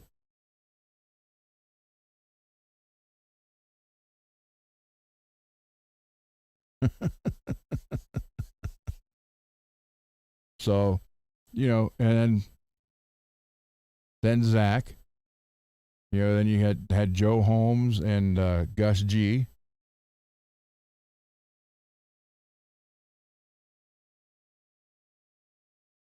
Yeah, Lewis, the bad part about I heard that story, Richie Blackmore, because he did drive their bus, or he was going to drive their bus, and they stopped it. I don't remember.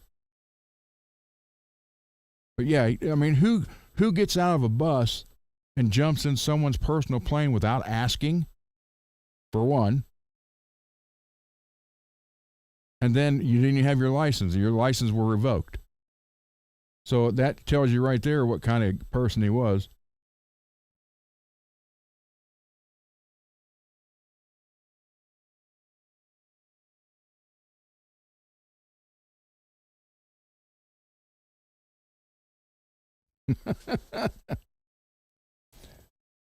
Yeah, yeah, Richard, that's what it is, but it's not for that purpose. Was it a plane he crashed or a helicopter prior to that? Like, what was it, 4 or 5 years prior to that? So yeah, I mean, that's like pulling into the mall and seeing someone's new Corvette and just jump in and taking off on it. Hey, there we go. So it was wrong. There was nothing about that was right. And Ozzy said the last thing Randy said to him about all the alcohol and drugs, he's like, you keep that up, it's going to kill you. He said that's the last thing Randy Rhoads ever said to me.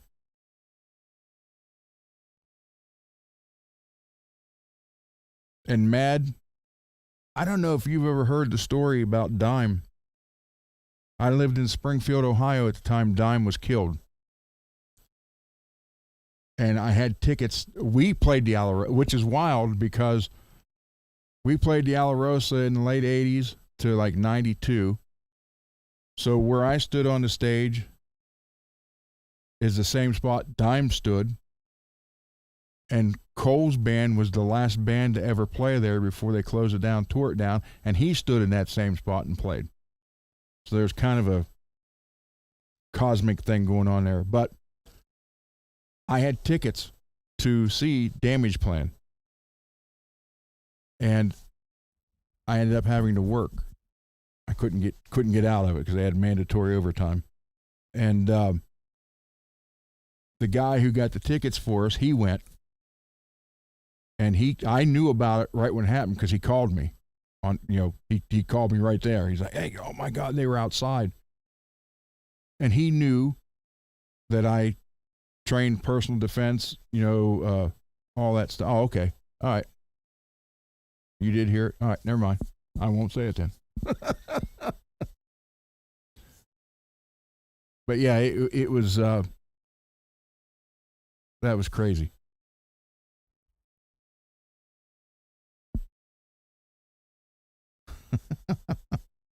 Well, I mean, he knew what I was like. And had I seen someone walking with a gun, because I would have been right there in front of Dime anyhow. That's where he was. So that's what we were going to be doing. And I would have tackled the guy. I would have done something instead of run. Gary, his nickname was Turtle. They ran. They like, we just got the hell out of the club. I'm like, and he's even saying, he's like, man, if you'd have been there, you'd have. I said, I would have tried something. Tackle him or hit the gun. I would have done something. And he's like, then we were on the phone. He's like, man, if you'd have done that, man, you'd have been set for life. The brothers would. I said, that's not why I would have done it. First off, I said, you don't just go around shooting people aimlessly. But yeah, Gary ran out with everybody else. So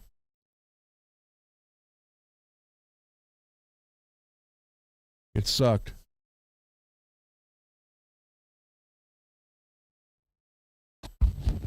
So, but yeah, I was like, man. So basically, the only one of my guitar idols left is George. Randy's gone, Dime's gone, Ace is gone. So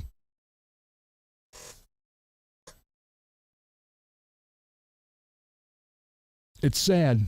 It's sad, when they start going off. Death in general is sad, but when you go at age 25 or 40,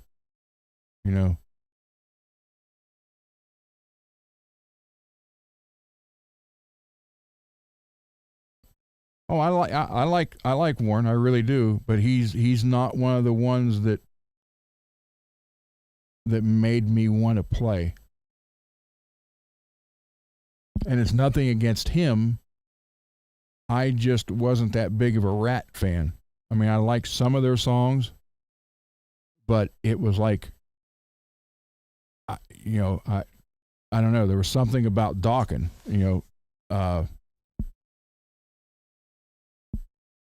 so it's crazy, you know.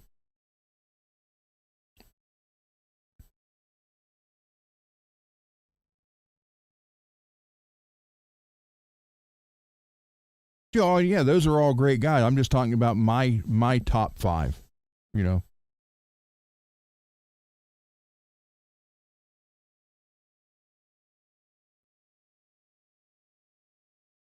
So everybody's got their favorites for whatever reason. But yeah, it's just I'm basically down to George. Now I will, Billy. You still here? Um, Before I send these guitars to you, because I have the Sandoval here, so I got Randy's guitar, then I got two of George's Bones, and then the yellow stripe. So just because it is the class of '79, I may move Randy's over, put Eddie's on that side, so it'd be Eddie, Randy, then George, and take a picture of it.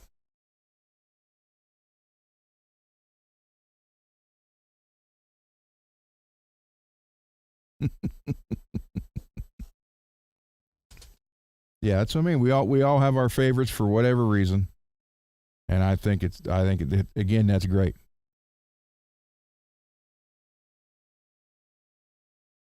If it makes you play, makes you want to write something, or makes you want to go buy a signature guitar, then they're doing it. But music is always going to be here, which is why I'm doing what I'm doing. There comes when you get. I don't know if it's like this for women, but I can say that most guys, when they reach 50s, between 50 and 60, at least the guys I've talked to and known for years, you kind of do like a self-reflection type deal. Things I did or did wrong, I should have done different, and blah blah blah. And some of them, I even did it. I apologized to people. So, but that's why I wanted to do the music I'm doing, because again, all this stuff can be sold and then there's nothing left. But if I put the music with the people I've worked with over the 40 plus years, and then that's always going to be there. Oh, Alex Skolnick, yeah, definitely.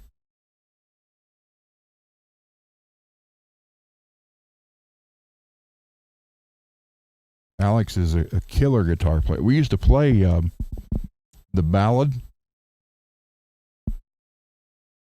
We used to do the ballad and Trial by Fire. And I think we may have done Souls of Black just once or twice. So.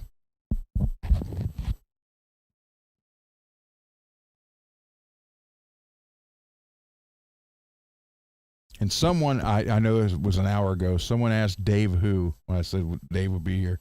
No, not David Lee Roth. My buddy Dave, who was been friends with for 45 years, I think, something like that. 43 years. Was my first bass player. We did record demos in studios. And there's a lot of stories. I was 21.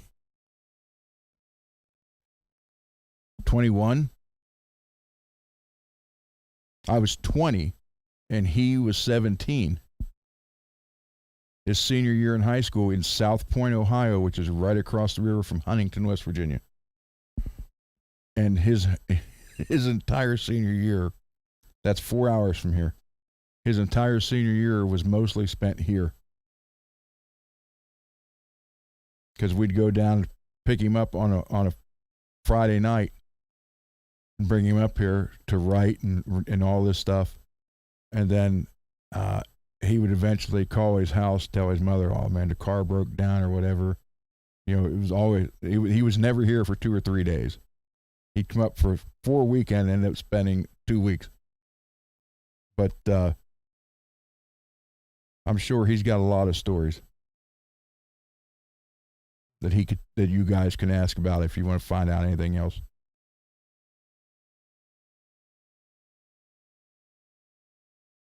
Nuno's great. He is. That's what I'm saying. There's so many good people that are fabulous. Doesn't mean that I don't like them. It's just my top 5 are like everybody else's, has their own top 5.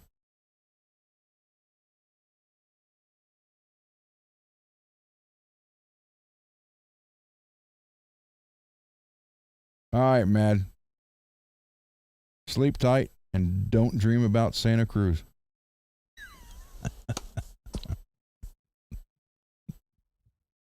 I had to say it.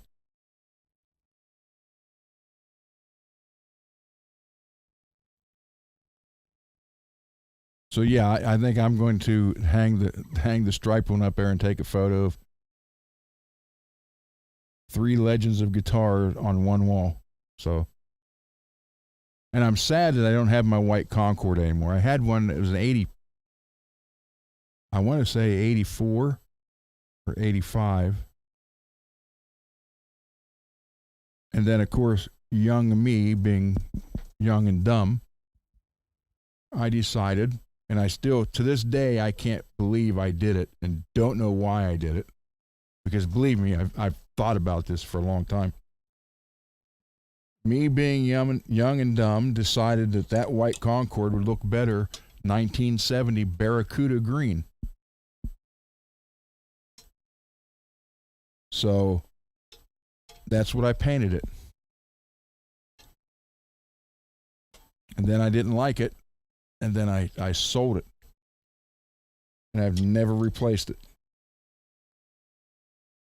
So I did have a Jackson Concorde made in California.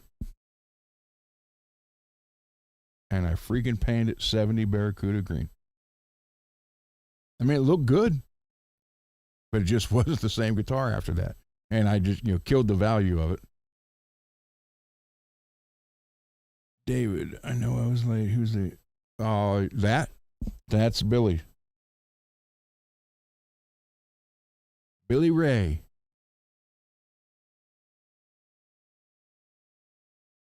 Raise my hand. Oh, okay.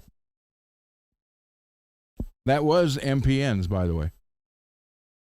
This turned out to be a cross the United States deal.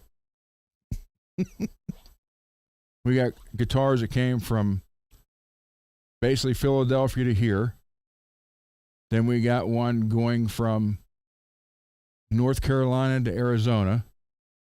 Then we got 2 coming from Ohio to Arizona, and 1 coming from Arizona back to Ohio, and 1 left today from Ohio to Pennsylvania.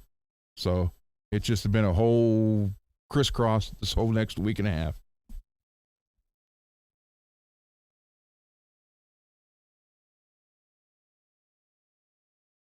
Yeah, there you go, Scott. I've just been a fan of Jackson Charvels. Just like there's, guys that just like Kramer, guys that just like Ibanez, guys that just like Paul Reed Smith. Again, it's great that we have options.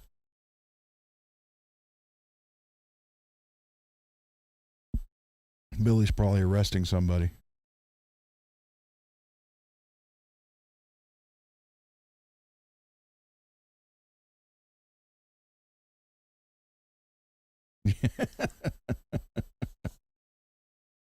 I can be at Sweetwater in I can be at MPN's house in 4 hours, or I can be in Sweetwater in 4 hours. But it's going to take a little longer than that to get to Arizona.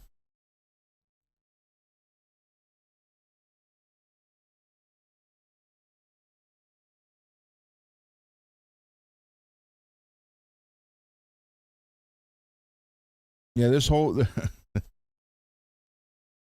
and this whole deal was not planned either. It happened to fall together. So, but it's like the one that will eventually be coming here is probably passing me right now on Route 70, 20 minutes from me, to go clear to Arizona to be sent back to here.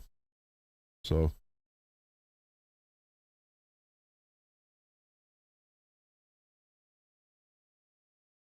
Peggy, I know you like that guitar, and Billy knows you like that guitar. It's pretty. It turned out nice.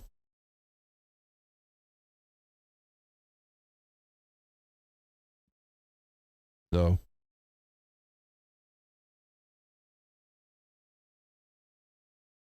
yeah, he sent me a picture. It says it's blue, but that thing is purple. It's not blue. Either that or I'm colorblind.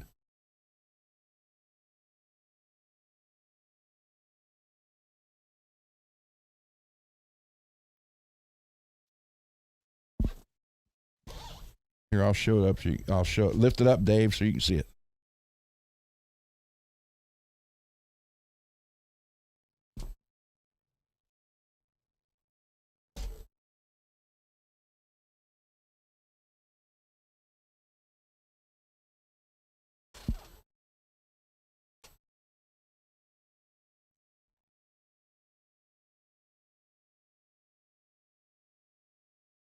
So, could you imagine? Could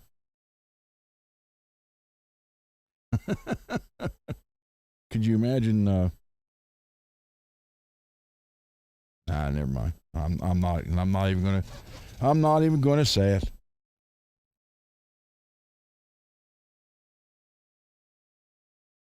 One of us eventually has to stop. Might as well be me, because I know it won't be him. But I will stop completely once I do the video with the red box. Lewis, do I have any guitars with a hardtail? Actually, I do. Not as many as you think. I have my dad's 59 Les Paul Jr., which is obviously a wraparound. And then my baritone is a hardtail. The two tellies are hardtail.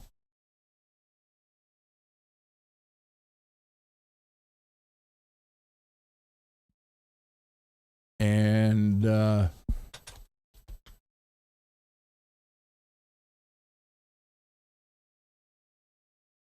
here, I think that's all I have here that's hardtail.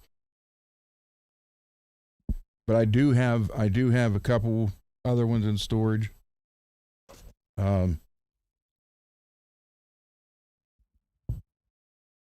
But yeah, most of I probably have, and I'm just making a guesstimate here, but I probably have 9 or 10 that are hardtail. The rest have at least a Strat style, but most of them have the Floyd.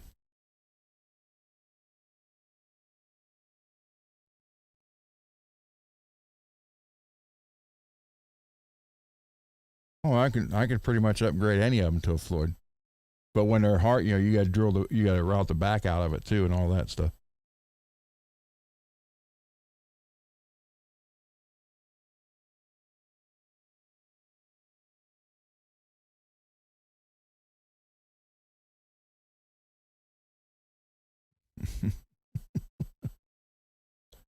So yeah, I am a Floyd Rose type guy. I do have one Godot right there that is the 1996 T in gold. Then there's the Strat one there, and then of course the Strat one on the Sandoval. Because and here's another thing: a lot of the guys that buy them now are having Floyds put on them. That's not Randy's guitar. It looks like Randy's guitar, but Randy never had the Floyd. So there you go. But everything else, you know, and technically, and I do say technically because that one and this one here on the bench, Dave, if you want to see this one real quick, I'll just flash the camera over there.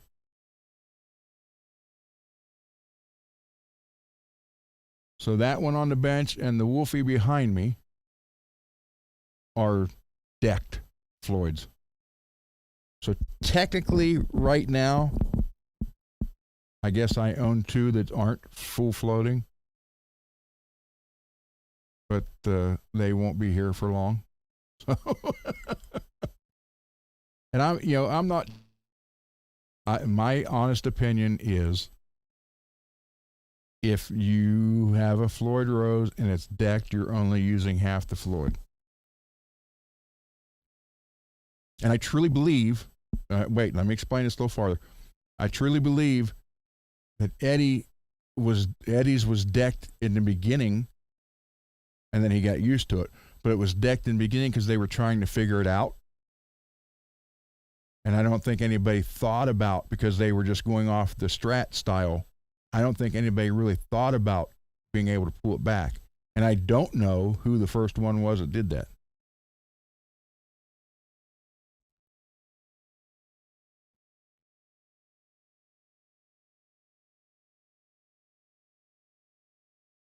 So, but I think had they had known, hey, you could set this up to pull it back, then he might have had that too. So, let me shut that off. Bye. Okay, might be.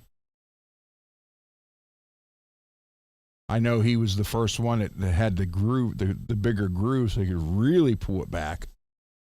I do remember that, but I don't know if he's the first one that ever did it so you could pull it back. Maybe he was.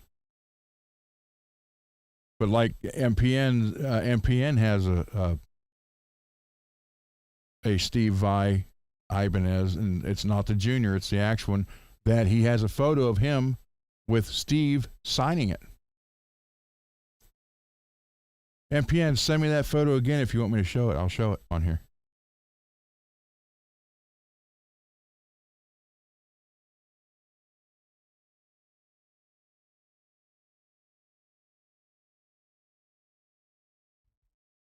Yeah, I don't do Discord. If I'm on Discord, but I was attached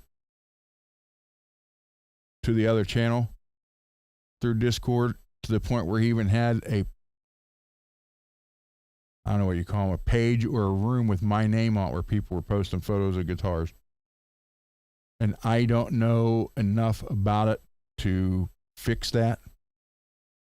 So I am going to have a crash course in this EV Mux.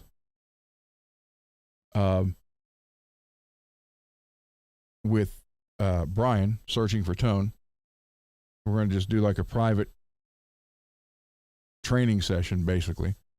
And then I need to have someone on Discord show me what to do, and I can start my own up where I can put a page for this channel and people can do it.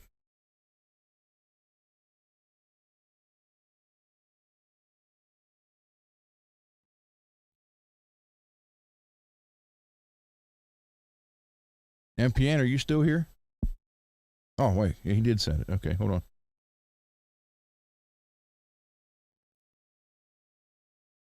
Okay. Everybody, here is MPN with his guitar and Mr. Steve Vai. He sent me 2 photos. But he does have an actual signature, not the junior. Let me kill the light here so this looks better.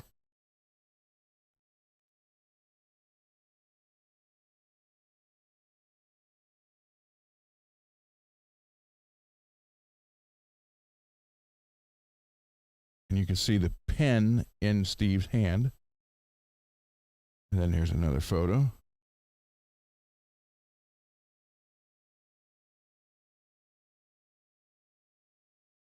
I assume that's after he signed it.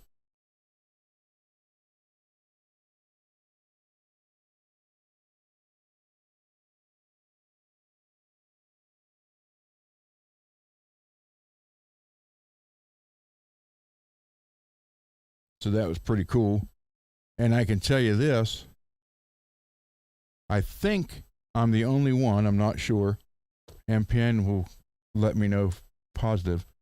But I think I'm the only one that he's ever sent that guitar to work on it. He trusted me with that guitar.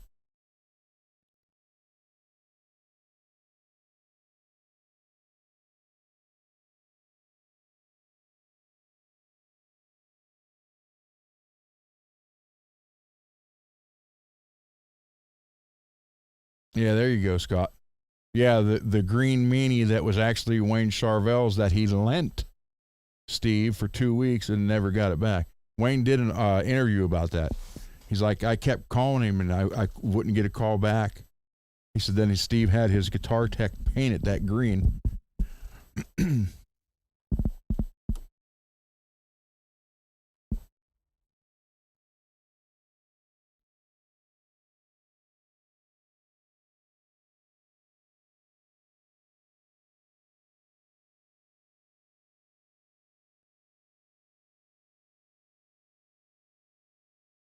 Cool. There you go, David.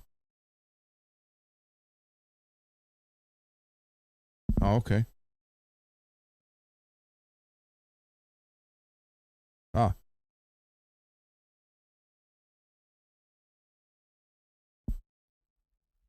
The signature. Oh, let me shut the light out again.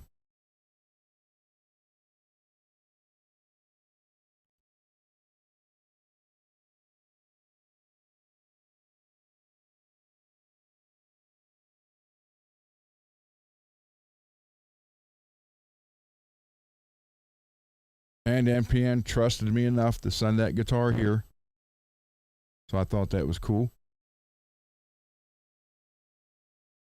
Because that would basically be like me sending the Sandoval to somebody. You just don't do that.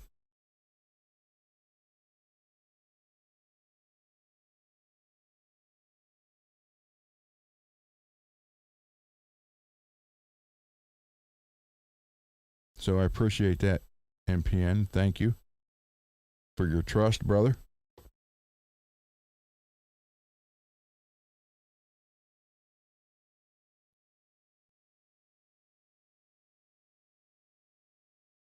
Well, there you go. So it was pretty cool. I know I was worried when it got here. I was like, man, I don't want this thing. I don't want to bump it. I don't want to do anything that might erase the name. I was a nervous wreck with that thing here.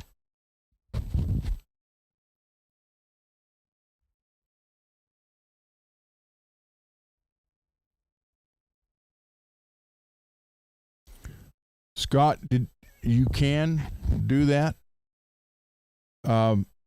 Clear coat, but it depends on which one. Like if you use a lacquer clear, it will run the signature. If you use a polyurethane, it'll cover it.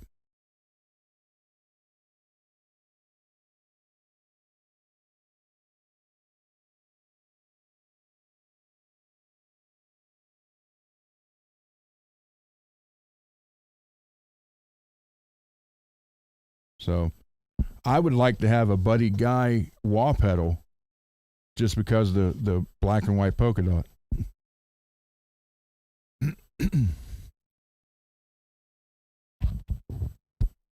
Yeah, that's a big mistake people do. They'll grab a can of lacquer clear and hit it because dry in 10 minutes, and then the next thing you know, the signature just starts running down. And I had one guitar in here, guy, I forget who the signature was. He put shipping tape over it so it wouldn't come off. And I said, you you can never pull that off. And when he sold it, he pulled it off. And I said, what did you do that for? He's like, well, I wanted the signature. So it was like most of it came off on the tape, but there was still some on the guitar. Again, Derek, it depends. No, well, okay. If you look at the one I did for CC, and it's not an actual copy of a Van Halen guitar, it's a Van Halen inspired design. Right here. Like there's the headstock I did for it.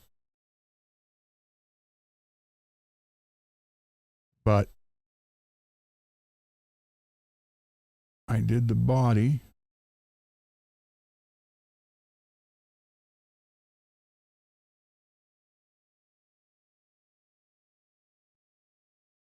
Now, everything you see on this guitar was done on purpose. You know, like the fading, the scratches, and stuff like that. Dang it! Headphones keep. Yeah. Hold on, I'm trying to keep that from happening, guys. Sorry. So if you look at the 5150 decals on that, and those decals were actually put on the body, so they obviously raised up, but I have enough clear on it where everything was level. Then you have to scratch it up. I mean, I did everything he wanted. I did it to it. Wore it down, scratched it. But he didn't want to feel the decals. So there you go. But that's automotive urethane clear.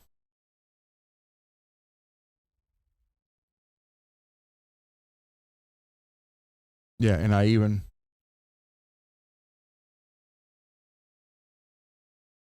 wore some of the black off the top of the 5 right there. And that's a but you can't feel those decals. They're literally as smooth as can be. And that's a Vega trem on there. He didn't want to go with the Floyd.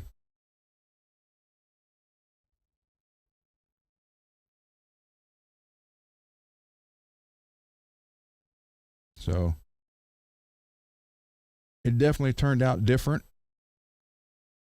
And, you know, they can't say you copied a Floyd guitar or a Eddie guitar. It's just inspired by. Come on, focus in. There we go. I put a 3-way switch in it and a kill switch. Single pickup, single knob. But the 3-way switch is all the way back like it is just the pickup. Put it in the middle and you have the pickup with one style or one size capacitor, and shove it all the way to the front, and you have the pickup with the other capacitor. So you're getting 3 different sounds out of the one pickup.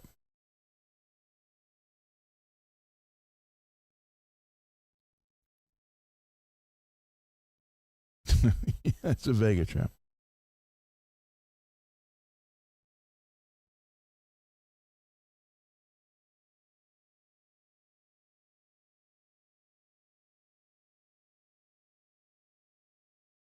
Vega trem. But I will say this, though, in all honesty,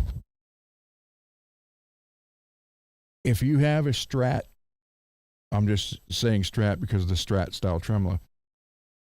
But if you have a Strat and you do not want to route it out for a Floyd, now I'm not talking about routing out for full floating. You would still have to route out the pocket that the regular one is, the Fender when his bolt is in, to get a Floyd to work, even if you wanted to deck it. So no matter what, you'd have to route on your Strat. If you don't want to do that, then the next best thing is the Vega trem. It really is like that. It really does work. So, but is it a Floyd replacement? No. But is it better than the standard Strat style tremolo? Yes. So if you don't want to alter your guitar permanently, because with the Vega trem, they have 2 posts and then the 6 screwed. All you do is take that off, take the screws out. They have a bar that will go across your screw holes, and that then you bolt, if you like it, say a 6-point like this one is. So you take all 6 of those screws out, You lay this flat bar on there, and there's enough room for 4 screws, the 2 on each end. Then the Vega-Trem pivots on the whole length of that bar. Good night, Scott. Thanks for hanging out, man.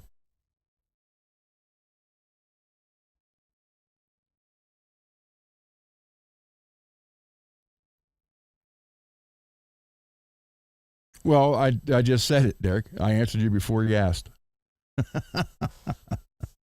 So if you, yeah. So these 6 screws right here, you would take these out. Then there's a bar, it goes right there, and you put 2 in on each end. There's the 2 in the middle will never be there again. And then the Vega-Trem has like the blade of a Floyd across the front, and it sits in that bar, pivots on that bar. Then you get the same thing, spring and string. So, no, you're right. You're okay, Derek. You're fine. One of these days I'm going to do that, and they're just going to come crash. One of them's going to come crashing down on me. That day, you will see me cry.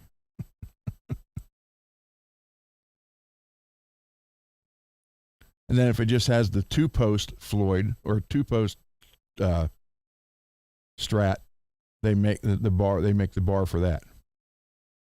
So you don't have. You don't have to. It goes right where those go. So you're good to go. Go. You got that?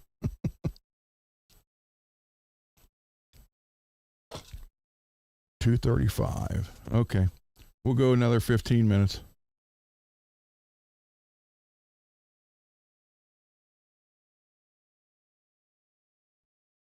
So anything else you guys want to talk about or want to hear or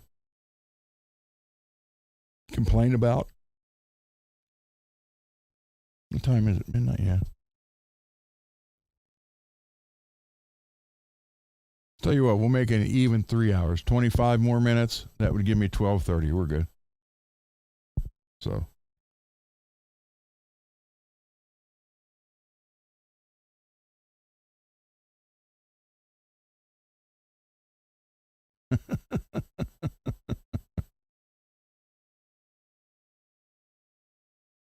No,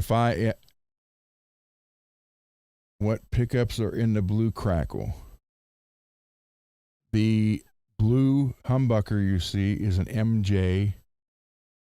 She made that for me, and that is a Black Winter made by her. And the 2, the neck in the middle are single coils or rails that were the regular Seymours.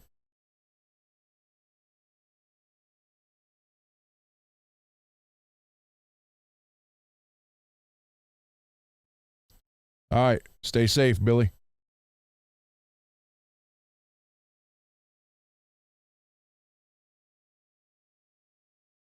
Officer. What, in the blue one? No. That's a German one. I at one time I had a bunch of German Floyds here. Because what I would do when I would order one, I'd usually order 2. That way I always had one here. And then I eventually put them on. That one. That one. That one's got an FU tone on it. The Warrior's got a German one on it.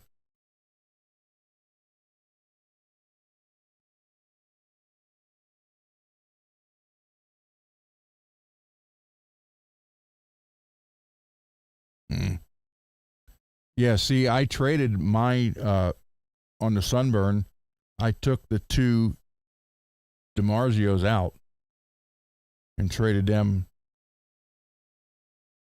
to Santa Cruz for actually that FU tone tremolo that's on there.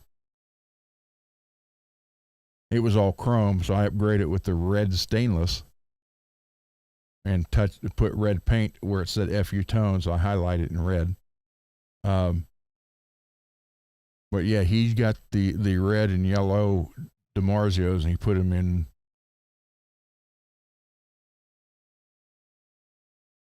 one of the bodies he had there, and I put in Seymour's. I have the custom 5 in red, and the yellow is the jazz.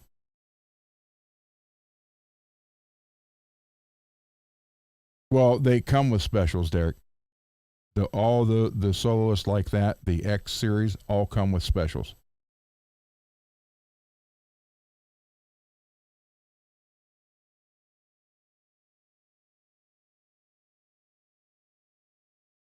You're going to paint a Lynch. Cool. Definitely send us photos when you're done with it, please. I'll show them on here. I'm getting better at this. I'm not a pro, but I am getting better at this.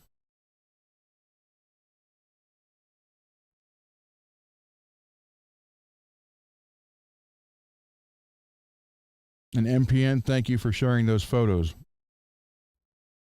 Yeah, thank you, brother.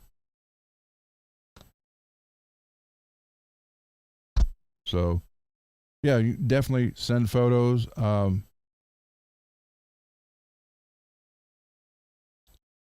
Yeah, you can email them. Just send them there. You know what? That's why. That's what's wrong. That should be different. That should have my other banner on it. Why is it not? Wait, where to go?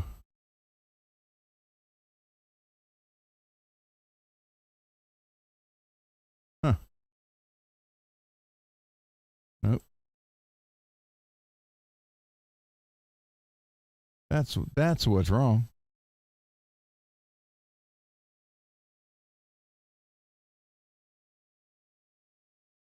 I didn't know either. Wonder why it's not showing the options now. Because I did one. It's kind of like it's yellow, half black, and it's kind of cut on an angle. Looks better. I thought that would have saved onto all of them, but it didn't. What's this? Oh,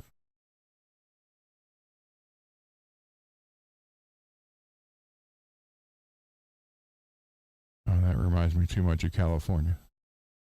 Can't do that. Yeah, you can email. There you go. And that's 065, not 065.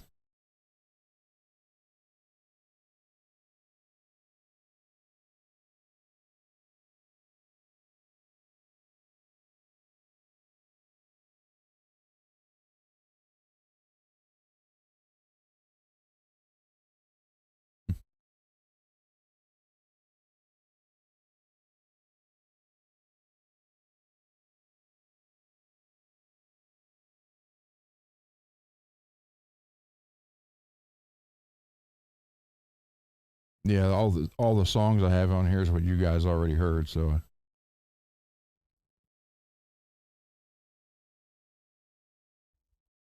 I'm afraid to try to upload because every time I'm trying to do that now, it crashes everything.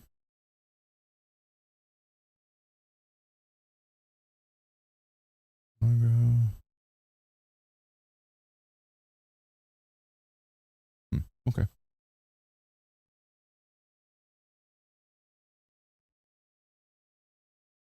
So yeah, it's I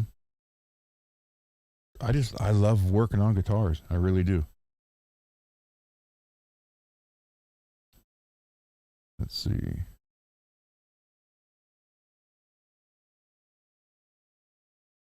Uh-oh. And that's another house for sale.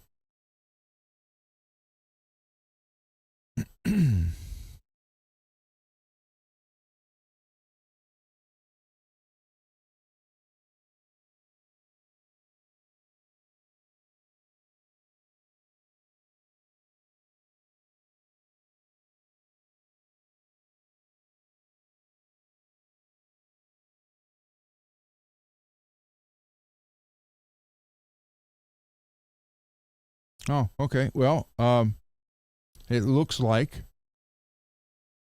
the guitar from Hawaii will be on its way.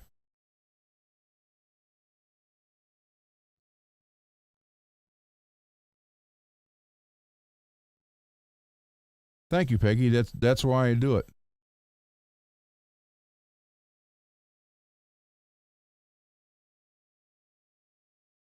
I have to write him. What time is it in Hawaii right now? Computer. What time is it right now in Hawaii?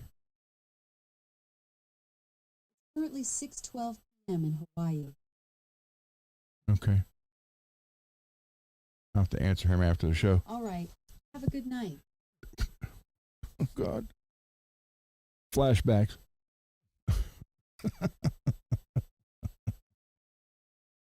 Oh, man. Oh, Faith and Failure's video just launched. They redid one of their songs from 5 years ago all acoustically. Wait, let me see if I can find the link.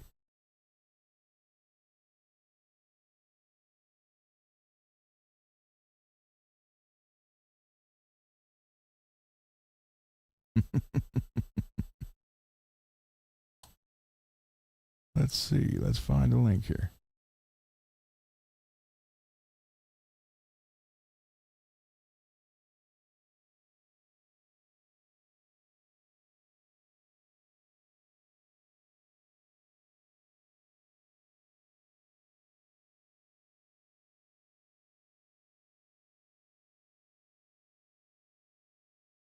Oh, here it is.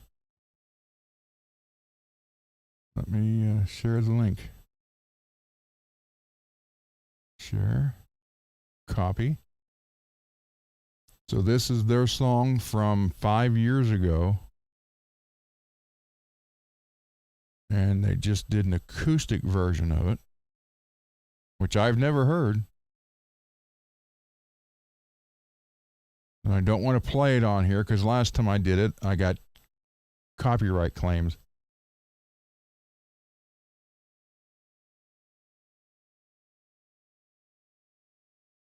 So there we go.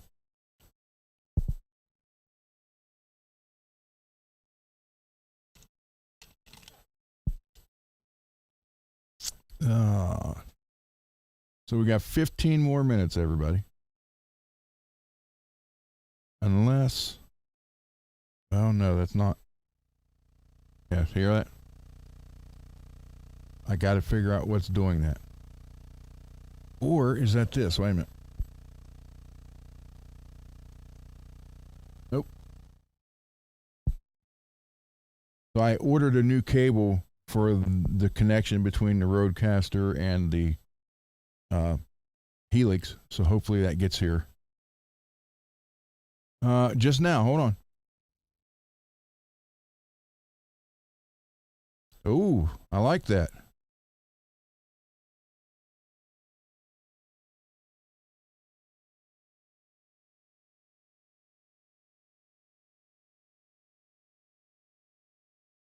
There you go. Let me shut the light out. This is pretty neat, everybody.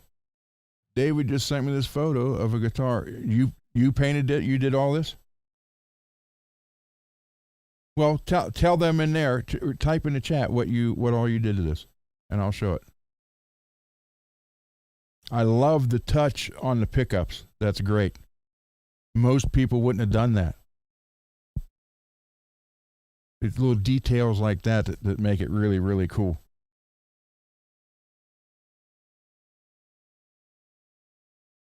So the pickups are darkened in certain areas just to like blend in with the whole Deadpool thing. That's cool.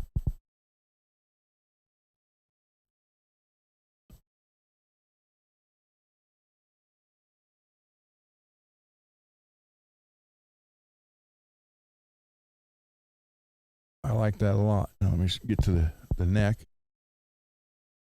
Or the headstock, I mean.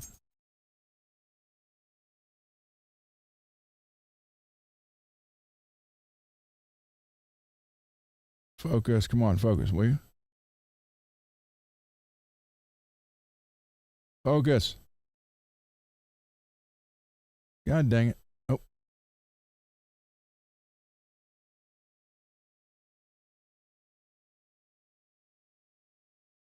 That's really cool.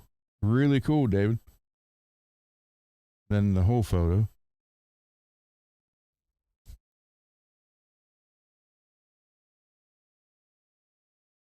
That's great. I love it. But yeah, the coloring on the pickups, man, most people would not have done that. That's the little detail thing right there that selling it wise, that's your moneymaker when you do little detail stuff like that. That's cool. I like that.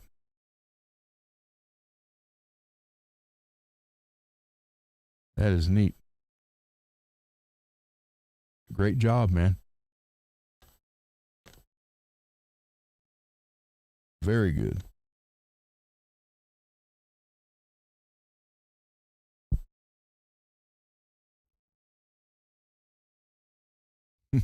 That's cool. Congratulations. Seriously, I like it. I like it a lot. And that's the first thing I noticed with the pickups. I was like, oh, he even did the.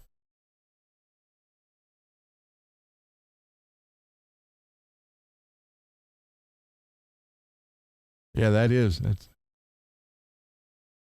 You don't happen to have another reverse headstock maple Charvel, do you? I'll trade you a beautiful ebony one for one.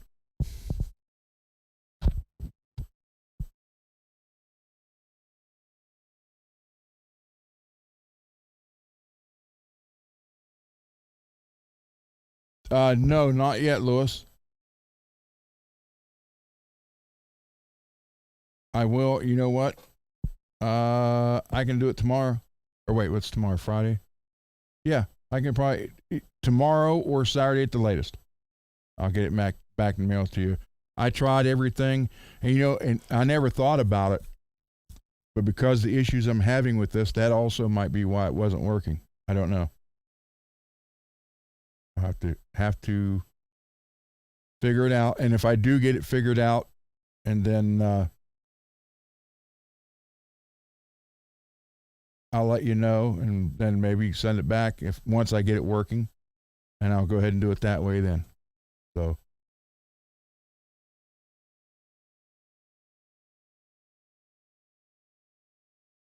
But at least I got to hear it. That was, but yeah, if I can get it working, I actually have two cables. They're going to be here tomorrow.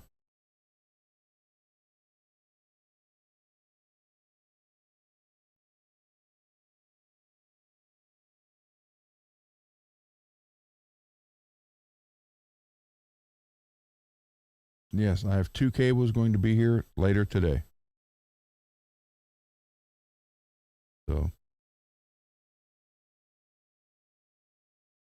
So we'll see what happens. Why is that? I want to run over Ava.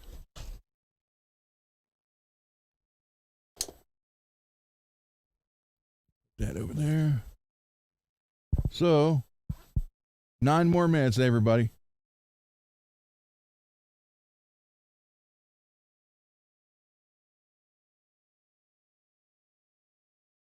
Oh, there you go.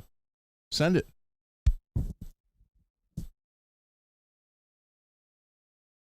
Yeah, that's the guitar. It's coming from Hawaii. I'm going to turn. Well, if you're going to send another photo, I'll wait till I turn the light back on. That's what he wants. Refret jumbo stainless.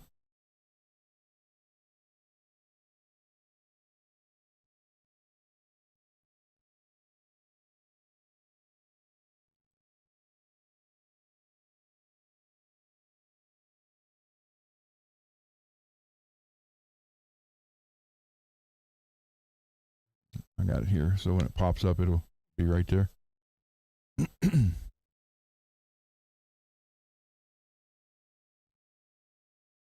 Yeah, when you can do stuff to any guitar to make it more personable to you, that it identifies with you.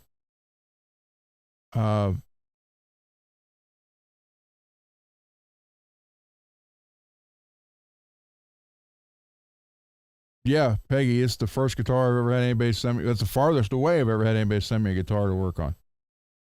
But through watching the videos, he likes what I do, and he trusts me enough to do it. So that, to me, stuff like that, that's an honor. It really is.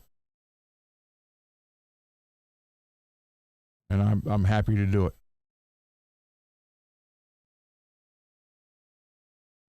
So, yeah, it just I love being able to do this stuff, but from the videos, he likes how I do what I do. So, and it's I don't know when it's coming. I got to answer his email, but so. But what I was saying about guitars, even if it's just changing stuff around, like I did under the tuning pegs with the titanium colors instead of the little washers that always break, the plastic ones. Stuff like that. Just little stuff that you can do that makes it yours. Now, there's a good side and a bad side to that. The good side is you're happy. You spend a little money. You did the work yourself. You can look at it and say, hey, this is my guitar. I did stuff that I like. This is what I want. Now, that's the good side. And you may even play it more. Yeah, I love this thing. The bad side is when people do that, they tend to think that the guitar's value just suddenly shot up. And when they go to trade it in or sell it, they're in for a rude awakening because most, especially the stores, they don't care about that stuff. They'll tell you to take it off, take it home, change it back to original. You're still not going to get any more money out of it. So that's why I said there's a good side and a bad side to that. All right, I got it.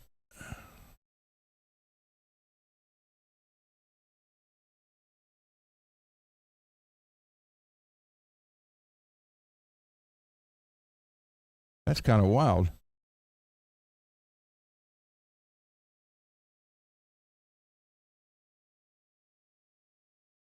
I like this. All right, here we go, everybody. It's a combination of the LA streets in the 80s. George and Warren. That's really good, man.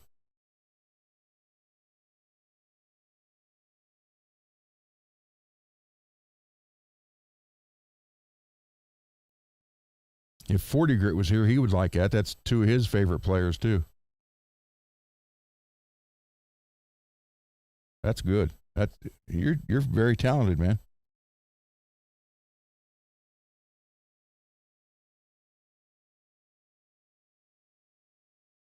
I like that a lot. Good work. Man, I feel sorry for Puppy. Puppy keeps sending me links to be on his show with him, but every time he sends them to me when he does his shows, I'm never able to do it. And I feel, Puppy, if you watch this, I will make it eventually. I'm sorry. I'm trying. So, but yeah, good work, man. I like that a lot, both of them. That's stuff to be proud of.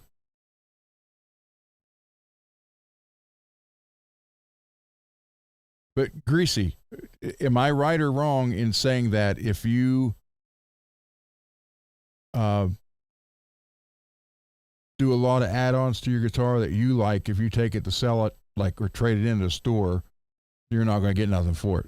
They'll just take it home and take your stuff off and put it back to stock. Am I right? Or I know Cole said when he worked at Sam Ash in Columbus, they went through that all the time. People come in like, oh, but I get this, did this. They're like, well, we're not going to pay you for it. Take it back and put it back to original. Correct. Okay. Yeah. So there you go. So yeah, that's why I said there's good and bad side to that. It's good that you did it and made it your own. And if you like it better and you play it more, that's a great thing. But a lot of people get the assumption that, hey, since this is on here and it looks better, it's worth a lot more. Sadly, it's not. So.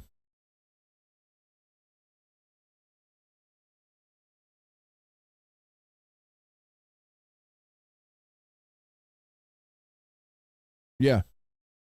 And there's a certain there's not one thing that everybody's going to like. There's certain, they have to like the hair metal days to get into that, or they have to like the Deadpool movies. So yeah, I can understand that. Yeah, Peggy, and I am a firm believer in selling your guitar yourself, either marketplace or Reverb. But the only thing with Reverb is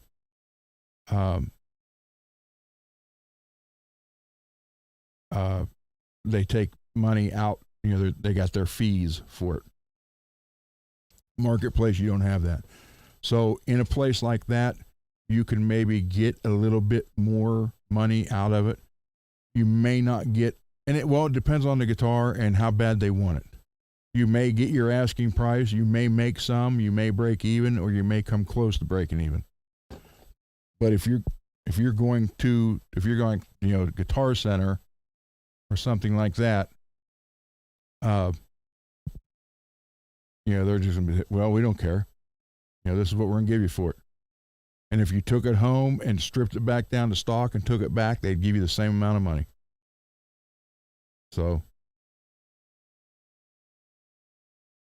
then when you have people say, well, what do you think it's worth? It's worth whatever someone who really wants it will pay. The one thing the world is not short of is guitars.